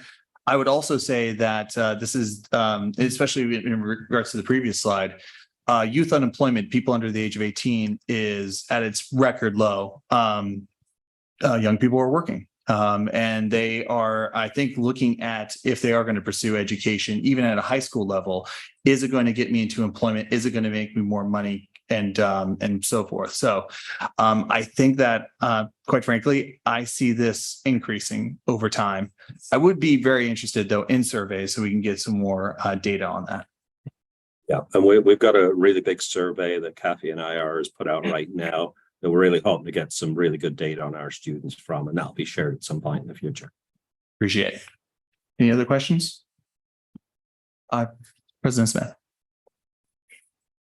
Or a comment to add on to what Austin was saying. I feel as if a lot of people think degrees do matter, but to a certain point, you want to show you're educated, but you don't want to spend so much time and resources put into a degree beyond a certain level to the point where it just becomes more about refinement, which you could do in a job anyway. So a CTE is really great for getting the basic understandings down and then getting refinement in a job for where you can get other benefits from it besides just learning. Absolutely. Thank you, sir. Oh, yeah. Denise?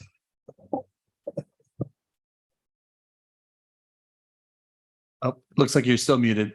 Sorry. There we go. Just to follow up on that point is that an audience that I have found in working at community college is those that have been in the workforce for a while and kind of have reached their own sort of glass ceiling with it all and are a little bit older and maybe mature in different aspects. And they can kind of see that, there's some limitations unless they pursue some more training or a degree. And that is a potential audience as well. Absolutely. And kind of going back to one of the other slides, that's one of the areas I think we need to look at as an institution is that population. Because we have a lot of what they want right here. And I think it's getting the word out to them and do it in a way that's flexible enough for them. Thank you. All right, next slide, please. So this is the credit load for first time students at Lane. And what you want on this one is the blue bar to be higher than the yellow bar. And ideally, students who are full-time at community college succeed at way higher rates than those at part-time. And so this is something I think I can work with our advising team and others to kind of work with these students. We can use EAB. We can do lots of things to try and encourage students to maybe step up a little bit of their credit load. But also I would mention as well, we with Motomatic and the organization we worked with to actually, no, sorry, I'll split that. Those are returning students.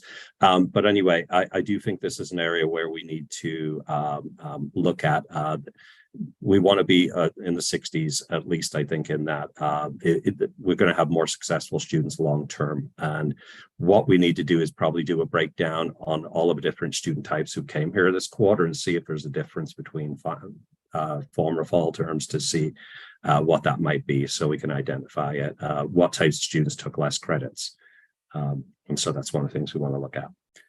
This is the kind of stuff I really enjoy doing, breaking it down and looking at the real details. These are kind of very overview graphs. We'll do more detailed ones in the future.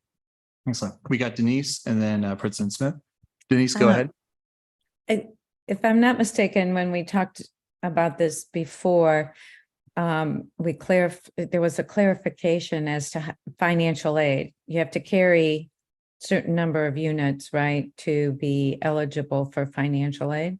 Yes, there's a part-time and a full-time threshold for financial aid. And so it's often in students' best interest to be going full-time, to get the full financial aid versus the half-time. And so, but if a student's only taken one class or so, 3, 4, or 5 credits, they're paying out of pocket. Yeah, thank you.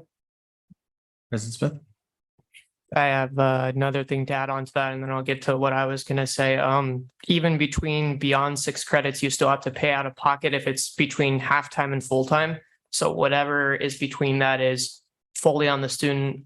They don't get any financial aid for that, even if they are 3/4 time, for example. So that's a little bit worrying. But the point I was going to get onto is, how do you know, based off of this data, that students are more successful when they're enrolled full-time? There are national studies of students at community colleges that have shown that the success rate is significantly higher for those that are full-time than those that are part-time. Also, time to completion. It takes a student, just that time to completion often is, I think, the biggest factor that stops students continuing.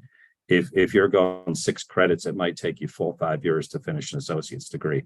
If you're taking 12, 15, 18 credits, you're going to finish in a much more rapid manner. Isn't 18 credits 1.5 times load? Yeah. Well, yeah. So isn't that overworking to graduate within the 2 years instead of full credit within 3? No, some students also go summer to get it done in time. If you go 12 credits, if you do 12, 24, 36, 48, if you do 48 credits a year, you're going to get done with your degree in 2 years. So if you do 12 a term, you do it that way. And that would include summer. Or you add do 15 credits a term, and you could do that. Oh, sorry, I'm getting a little over on this section. Okay, thank you. Thank you. Go ahead, Dr. Joyce. All right, we go next slide, please. Okay, I'll go through these a little quicker and maybe questions at the end. That's okay? Yep. All right. And this is fall to fall. This is some bit more detail. So this is fall to fall retention. Again, we're talking about retention now. So if you look on the left column, it's got the years, and then it's broken down by the different demographic groups. One thing I want to point out on here, which is, if you look at fall of 2020 COVID, and you look at the different American Indian, Alaskan Native, if you look at Black, African American, you look at white, you can see the differences. Like there wasn't a big decline in white students necessarily during that, but there was in a couple of the other areas, Latinx too. However, if you look at the bottom row, you can see that I think for the most part, we have increased retention of most of those groups. Latinx has stayed a bit flat, but the rest, I think we've done a fairly good job on retention. If we can jump to the next slide, please. This one is retention by age. And so if you look at the different under 18, 18 to 24, over 25 years. We're doing the best in under 18. We're just a little above where we have been at our height. And then if you look at 18 to 24, we've definitely improved over time. And then the over 25, the best we've done since fall of 18. And so I think we're looking a little better in retention, but it's one of those areas, if we can do more in retention, we have some initiatives, but we need to work closely with our academic affairs, faculty, colleagues to really make a dent in retention. Next slide, please. So this is fall to fall retention by different groups and students who are first time in college, had some prior college, and first term full-time, first term part-time. And you can see right here the retention rates of part-time right here versus full-time. There's a significant difference there. And so that kind of mentions President Sawyer's question there. And so I just wanted to mention that. And as you can see, we've increased in most of those areas on retention, and there's still room for more. Next slide, please. And I wanted to look at this as well. Students who receive veteran benefits. We were pretty high in fall of 17, and we slipped down a fair bit, but we're picking up again. I think there's room for growth there. We have a large veteran population at Lane as compared to most of the state. Oregon Promise, we've stayed fairly steady there. We've kind of come back to what we were a few years back. And then you can see the Pell eligible students as well. We've increased retention in all of those areas. Next, please. This is an important slide, I think, in students completing Gateway writing our math. This is I think it shows that we're getting to be more successful in this area. We made some changes in testing and math and writing requirements over the years, and this. I know co-requisites were brought up earlier, and developmental math, developmental ed, and so I'd like to present on that in future, maybe with Shelley, but I just wanted to show that we've increased in both of those areas. I think we're doing well. We're moving in the right direction. And all right. And students who complete those are so much more likely to succeed in their educational attainment. Next slide. I think we're at the end or close to it. That's it. Excellent.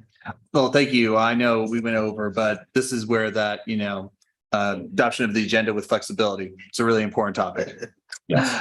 Any questions? We got Zach, President Smith, and go ahead, Zach. Yeah, can we go back to the slide with the ethnicity of students, please? As a percentage of the total student body.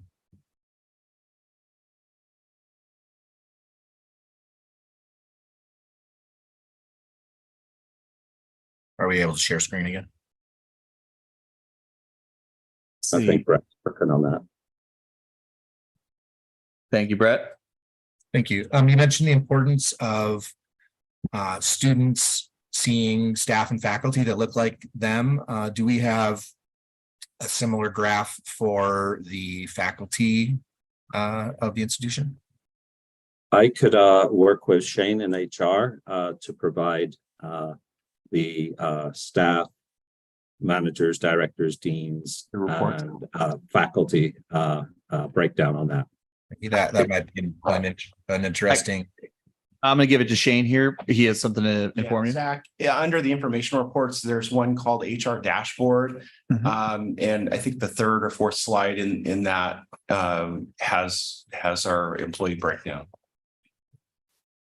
And also I can provide you with a breakdown of all of our entire student body, because again, this was fall to fall. Excellent. Thank you. If you can share the link to that afterwards, I'd very much appreciate it. I think it also just might be valuable to see this in comparison to the community at large. Yes. For Dade County, and then maybe some comparables like UO and or other community colleges. Yeah, and I'd be happy to like do district-wide and then also break down Eugene, Springfield, and the other community colleges as well. Yeah, happy to do that. Thank you. And then the other question I had with regards to our fall cohort for this fall. I guess in addition to seeing the retention rate in future terms, I would like to see if those students are on track to graduate on time or not on track to graduate on time or not enrolled here anymore, or, you know, if they're at a transfer to another institution, if that's possible. I think it would be good if we're tracking each fall cohort to say, you know, are they on track to success within 2 years to finish their degree and potentially create some opportunities to you know, help those students along that are maybe falling through the cracks. So there's a piece of information I'd like in the future, if possible, for this fall cohort. If in future terms we can track, are they on track to graduate on time or not? And then if we know if they've left, if they've gone to another institution or not. Thank you. Excellent. I'll do that. There's going to be some work pulling that together. You're starting to sound like the proper enrollment professional now. Love it. Excellent. President Smith?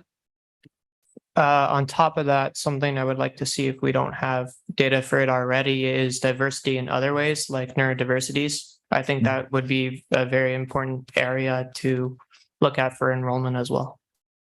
All right. I'll have to check if we collect that. All right. Any other questions? Seeing none, we will move on to the next discussion item. And President Bolger, I think it's Joyce as well. Yeah. Yes, we have 2 update reports, and we have a student affairs report with this, which is a column, and then an academic affairs report. Could just follow along, Shelley. All right. I'm gonna, if that's okay, speed up the agenda a bit since I took a lot of time on that. I just want to maybe make a couple of announcements right now. Our students and our different departments are doing a lot of things on campus this fall. Right now, today we had an event, Dia de los Muertos, the Multicultural Center that our students put on. They're also going to be, if anyone wants to go tomorrow, it's from 12 to 4 p.m. Up at the Multicultural Center in Building 1. So please stop by, anybody, if you are around. And then we are having a Veterans Day observance ceremony. The college is closed on the November the 10th, the Friday of Veterans Day, but on Thursday at the Maxwell Student Veteran Center, we're having an event there, and that's from 10 till 12 noon that day. So I'd encourage anybody to attend that as well, to really big events we're doing on campus. And yeah, I just wanted to mention those couple of things, and then we can, if that's all right. Yeah, I think it's my turn. I submitted a report to you, and I trust that you've reviewed that. And I'm not going to read through it in its entirety, but I just want to just highlight a few areas. Often you ask us what we're doing in terms of transfer and how we're building our transfer relationships.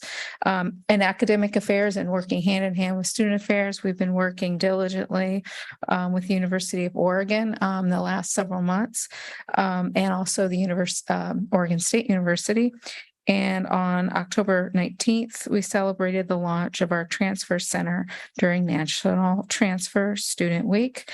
We got some press and myself, and I know Ron Brumhall from my counterpart at the University of Oregon, we were interviewed in front of the Titan and the Duck, and we wore each other's buttons. And, you know, we're excited to be moving forward and doing what's right for our students, whether or not they complete a 2-year degree here or whether they want to go a little bit sooner, whatever meets their needs. And we're trying to develop greater flexibility between our two institutions. And again, this really also underscores what Colin was saying about this need to be flexible as we see our demographics shift.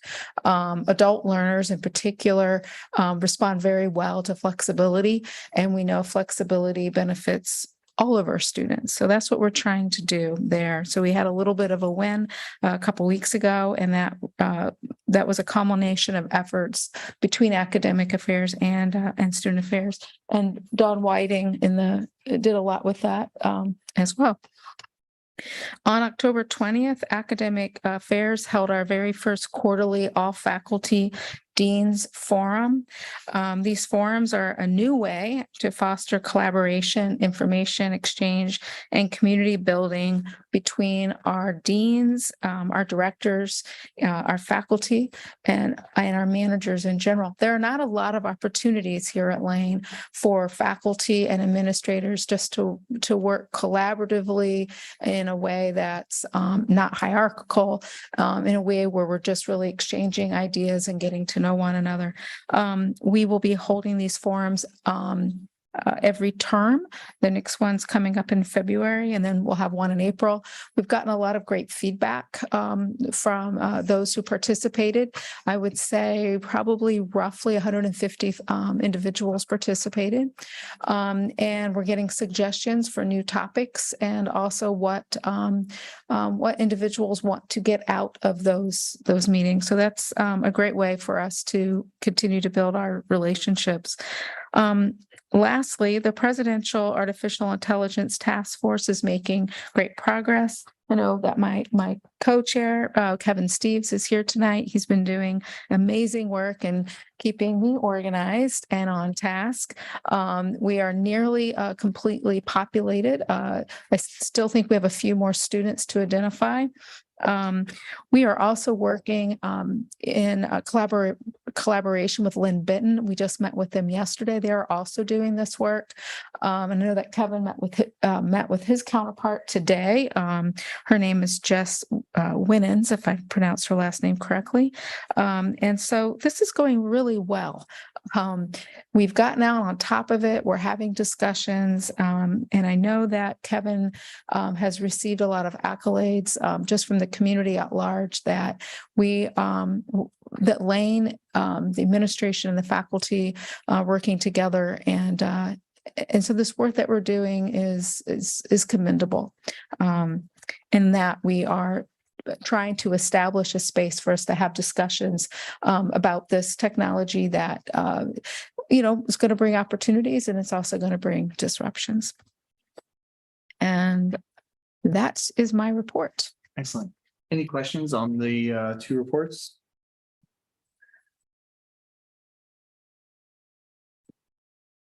Seeing none. So I covered both the student affairs and the academic affairs report. So we are finished with discussion. Next is the LCCA, LCCEF reports. I believe Adrian is online. Adrian? Good evening, members of the board and President Bulger. Please accept my apologies that I'm not there in person tonight. I'm wearing one of my other hats, which is serving as the vice president of the OEA Community College Council. I have a few updates on a number of topics. First, I wanted to express on behalf of the faculty that LCCEA stands in solidarity with our hardworking colleagues in the LCCEF. Classified professionals deserve to be compensated appropriately, and we hope that their bargaining is resolved with a fair contract soon.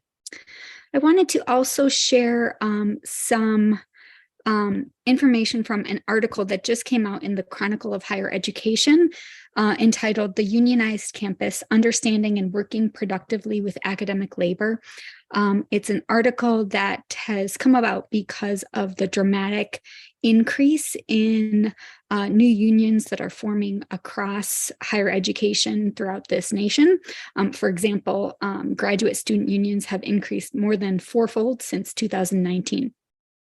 So one quote that I'd like to share from the article is that with skyrocketing union organization in higher education, experts in both college administration and labor say college leaders will serve their institutions best by figuring out how to coexist with academic labor unions.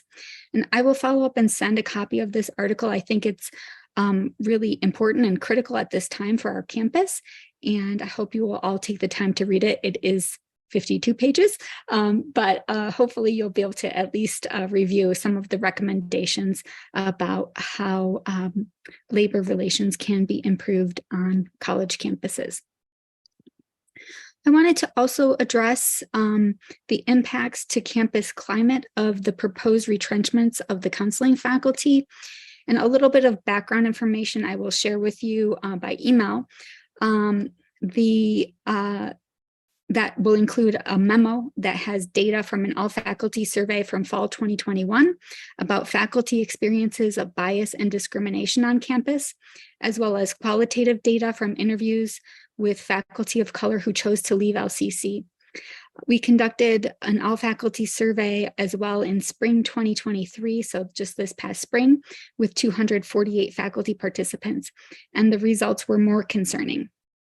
While in 2021, 16% of faculty respondents indicated that they have considered seeking a job elsewhere due to bias and discrimination on campus, by 2023, that increased to 18% of all faculty respondents. In addition, 79.9% of faculty respondents in spring of this year indicated that addressing bias and discrimination on campus is a highest or high priority.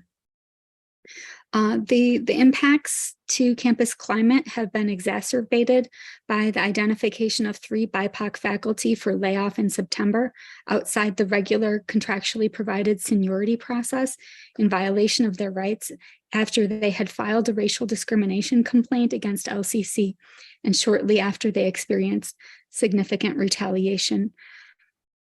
That targeting, coupled with the month-long period during which their future remained in limbo, until we finalized a resolution Wednesday of last week, had a serious and detrimental impact on our campus climate and on faculty of color in particular.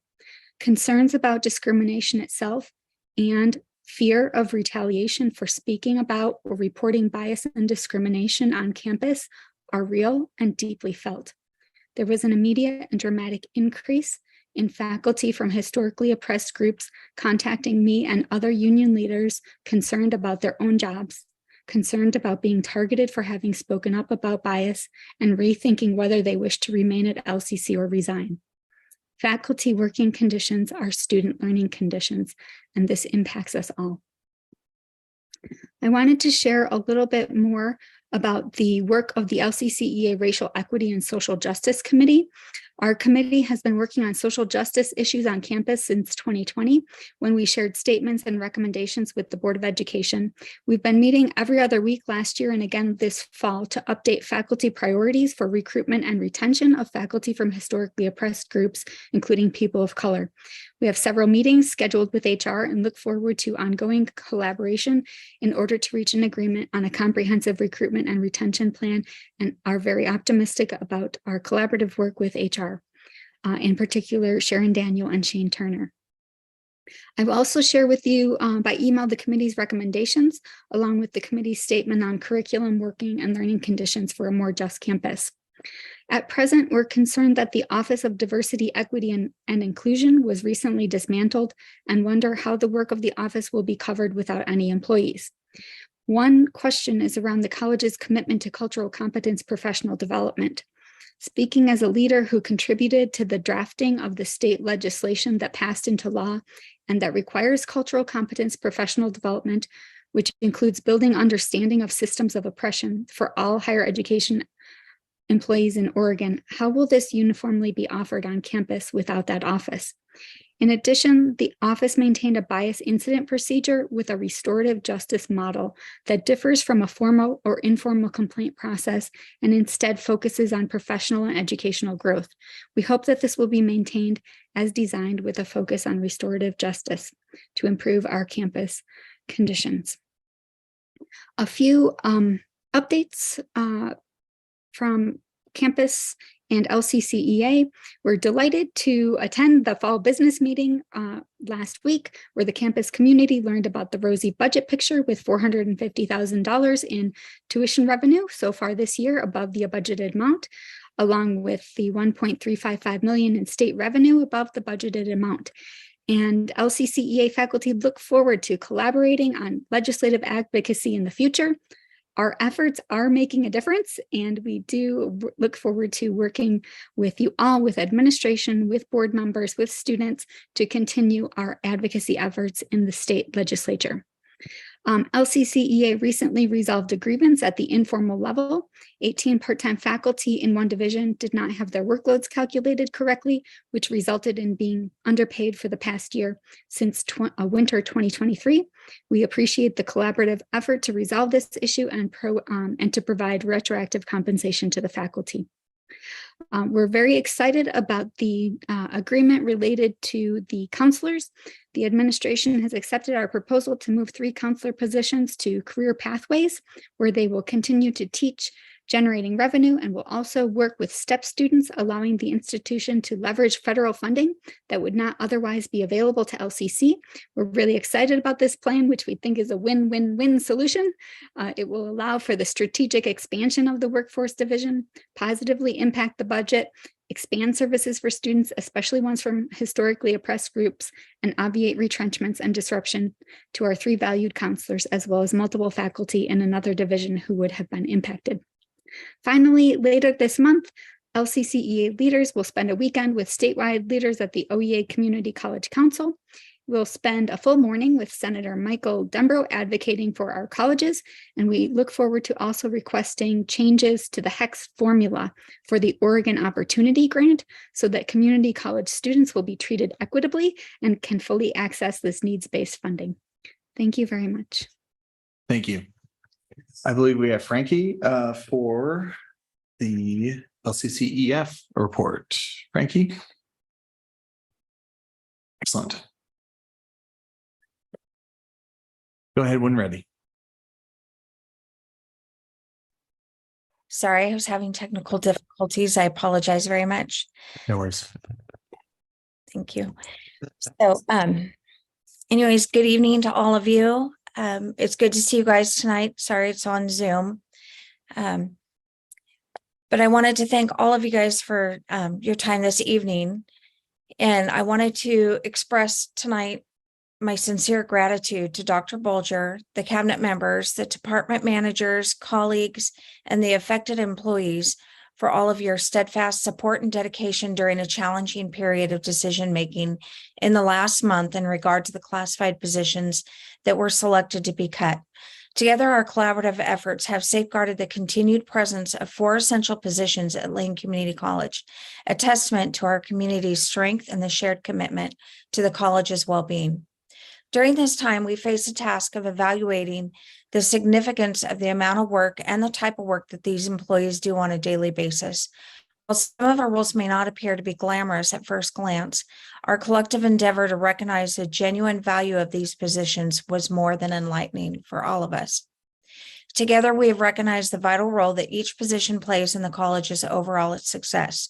The unwavering dedication of our colleagues and our employees has illuminated the importance of their work, and it is through your collective effort, support, and understanding that we have succeeded in preserving these positions and maintaining our institute's integrity. So thank you very much to all of you. It has been shared previously that labor costs are 84% of the college's budget. I would like to be noted that all the classified and professionals only make up 33% of that 84%. Here's a breakdown of the financial details. C1 employees, those are our full-time classified. These roles constituting of 29% of personnel cuts serve as a cornerstone of our daily college operations. Their dedication, despite being behind the scenes, is indispensable to our success. C2 employees, that is our part-time classified, they're contracted. At 1% personnel costs, these positions, although seemingly small in financial allocation, contribute significantly to the essential operational aspects, making their presence invaluable. C3 employees, These are our 1039 employees that were supposed to be temporary, but they're kind of more not temporary. We do need them on a daily basis. This is representing 3% of personnel costs. These employees play crucial roles in ensuring the effectiveness of various functions, demonstrating their dedication to our institution. Furthermore, we acknowledge the significance of management, full-time faculty, and part-time faculty costs.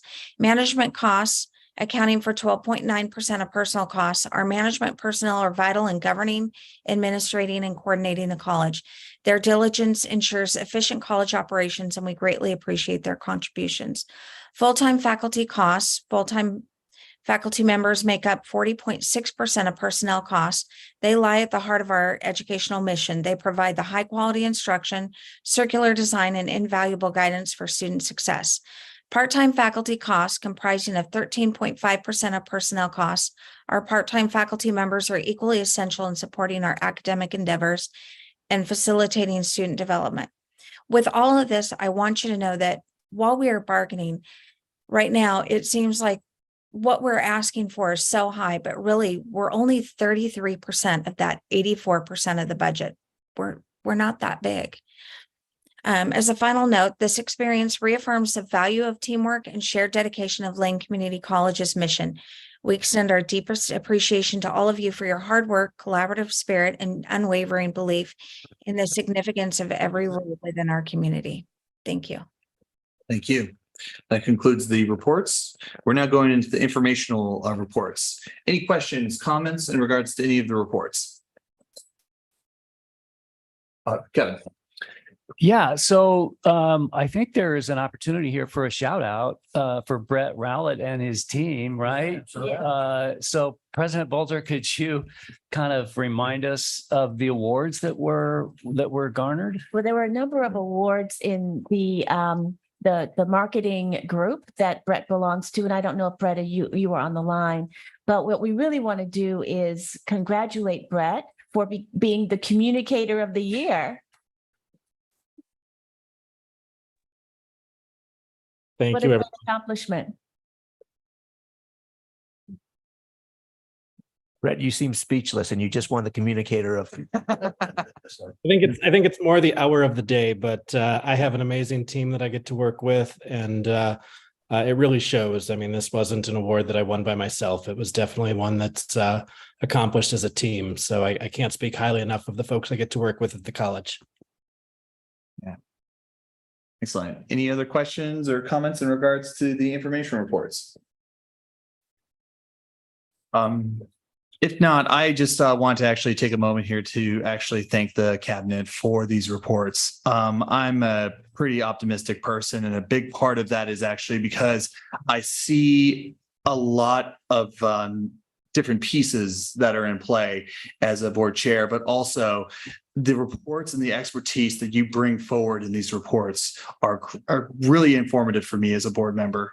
And it makes me understand both not only the opportunities that we have, but the direction that we can go. And I just want to absolutely thank you. Last time I spoke about the expertise that you bring to these reports, we would not be able to operate as a board without the information, you answering questions and so forth. So I just want to, again, thank the cabinet for these reports that are incredibly informative and really help me as a board member personally. I want to encourage my fellow board members to read these reports, look at them, because there is some great information and great things that we can glean off of them. So I just want to encourage the continued reading of these and bring forward the questions, bring forward the comments. And in the meantime, though, cabinet, I want to thank you for all your hard work that you all do. Thank you. For the good of the order, future meeting dates. So I've got the Foundation Gala tomorrow. If you're able to attend, please do. We got a board work session on the 15th and a regular board meeting on December 6th. So those are the upcoming meetings in regards to that. And of course, we have some board members at OCCA conference. I'll be joining you later tonight. All right. Next is board member questions and comments. Anything for, yes, Mike. Excuse me. So the information about the Moody's downgrade with the negative outlook and the CFI report has been out in the public for months. It's not surprising that we might have community leaders that are very concerned about it. It's been out there a long time, and it's jarring information to have. Tonight is the first time I've heard from a financial professional, a finance professional, that there might be some flaws with those or some other things to think about. I've been totally unaware of that. I know many of the people that wrote letters. I consider them constituents of mine. I had no idea that the qualifications that you offered tonight, John. It would be helpful to me, and I think helpful to all of us, if we're going to go out and educate business leaders or community leaders, if we had some bullet points. Because tonight is the very first time I've heard this. If I had known this earlier, that could have been information that would have been introduced to some of those folks and might have made some difference. Might have made some difference to them. Very good. Excellent. Zach. I'd just like to offer, I'm willing to help you draft letters of response, Austin, to some of the letters that we've received from some of the community-based organizations as a starting point. And then, yeah, I would just reiterate, yeah, I think we need to offer this presentation to a couple of those organizations because it is complicated. And I think some folks are confused as to exactly where we're at with our budget, and it would be good to clarify those things. Excellent. Heard and noted. Thank you. Lisa. There we go, unmute. I just wanted to echo what Mike said. I think it would be useful to have, I sometimes go back and review the video and jot the information down, but some of those talking points would be very useful. And I am the liaison to the LCC Foundation. I'm happy to collaborate with Dr. Bolger in that area, but also have had some people reach out to me personally, and will continue to have positive conversations as an ambassador and advocate for the college. And I don't ever find that hard to do. I think there are great things being done here, but I agree that this information, I think, will be very useful in clearing up some what could have been potential misunderstandings. Great. Denise. Unmute. So I am concerned and would be interested to get more information about the Racial Equity and Social Justice Committee and the work that's being done there. I think from the very beginning of this meeting, when the gentleman who read the land recognition also stated that, I believe it was him, but that we need to put our attention to the naming of the Longhouse. This might seem a small thing, but it is the accumulation of many things that puts an intention, right, and a face on equity and inclusion to all members of the community. So I really hope that I'd like to hear more about what's going on with that committee and encourage that work to be collaborative.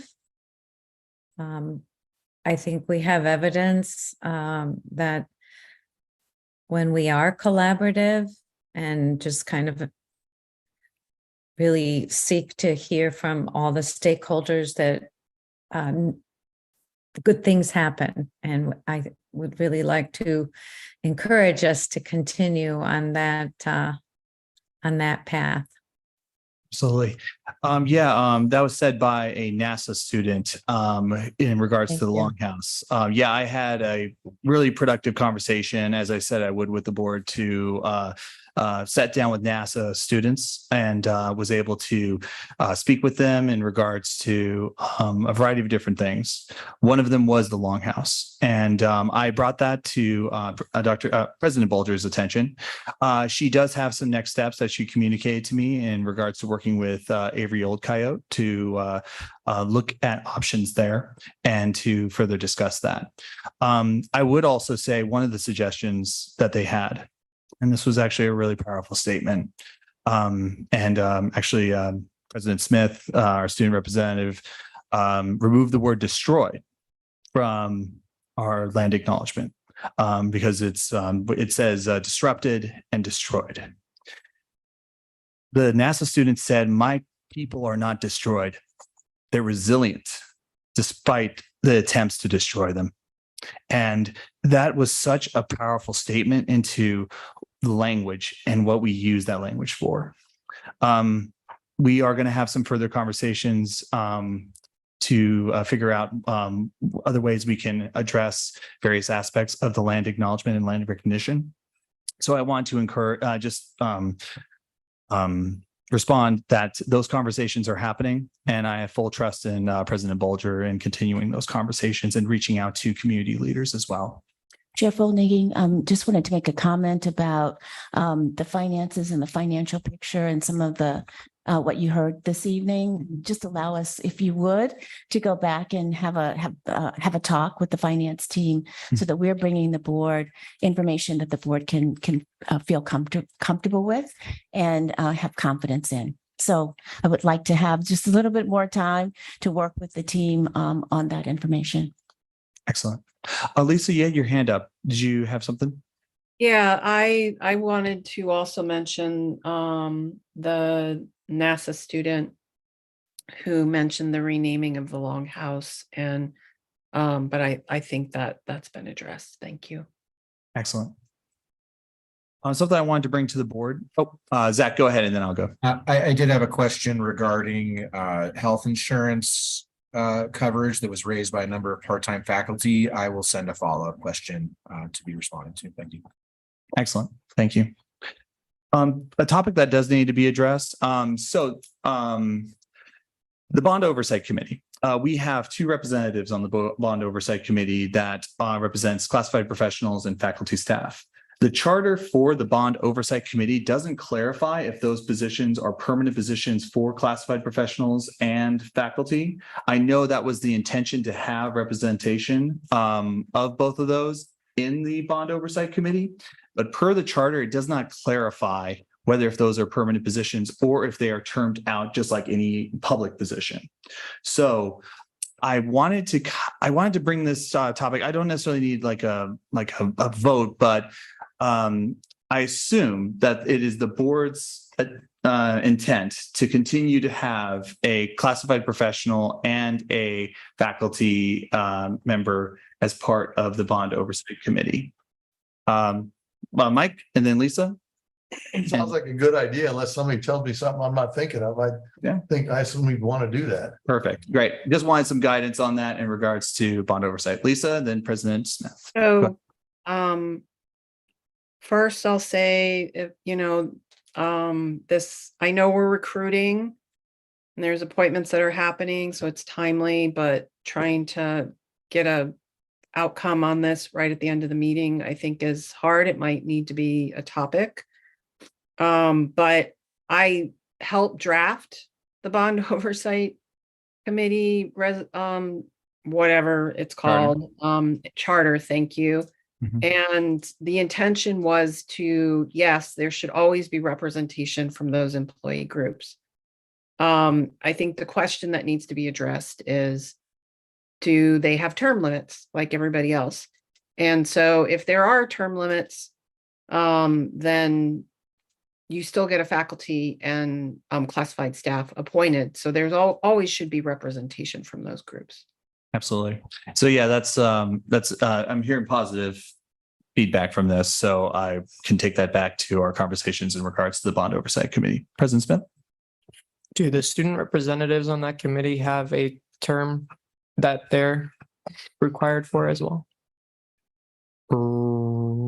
I don't know the answer to that, but Yeah. we will get an answer for you. Yeah. Okay. Absolutely. Also, I am part of that committee and I'm having trouble understanding what the need for student representation on there is. Could someone fill me in on that? So we have the communicator. I know he's also the residential historian too. Brett, do you have an answer to that in regards to the conversations that were had? I was actually trying to pull up, if you go to the Lane website and do a search for Bond Oversight Committee, there is a charter for that committee that the board approved when the committee was created. And I think, some of the questions, I think Lisa was spot on. The way it's written, the way I read it earlier, the term limits that apply to the at-large and the business industry seats are the same term limits that would apply to the campus positions, the way it's written. So if the board wants to change that, it's definitely worth taking a look at. And I think the student positions would have the same term limits. Okay. We could take this forward as a future agenda item to be discussed. Okay. President Smith, any other questions? Well, I agree with the further discussion. Excellent. Good. Anything else for the good of the order? We do have an executive session after this, so we will be moving into that after a 10-minute break. Five. What's that? Is 5 enough? We can get going. 5 is sufficient for me. I can work with 5. Fantastic. 5-minute recess. So we are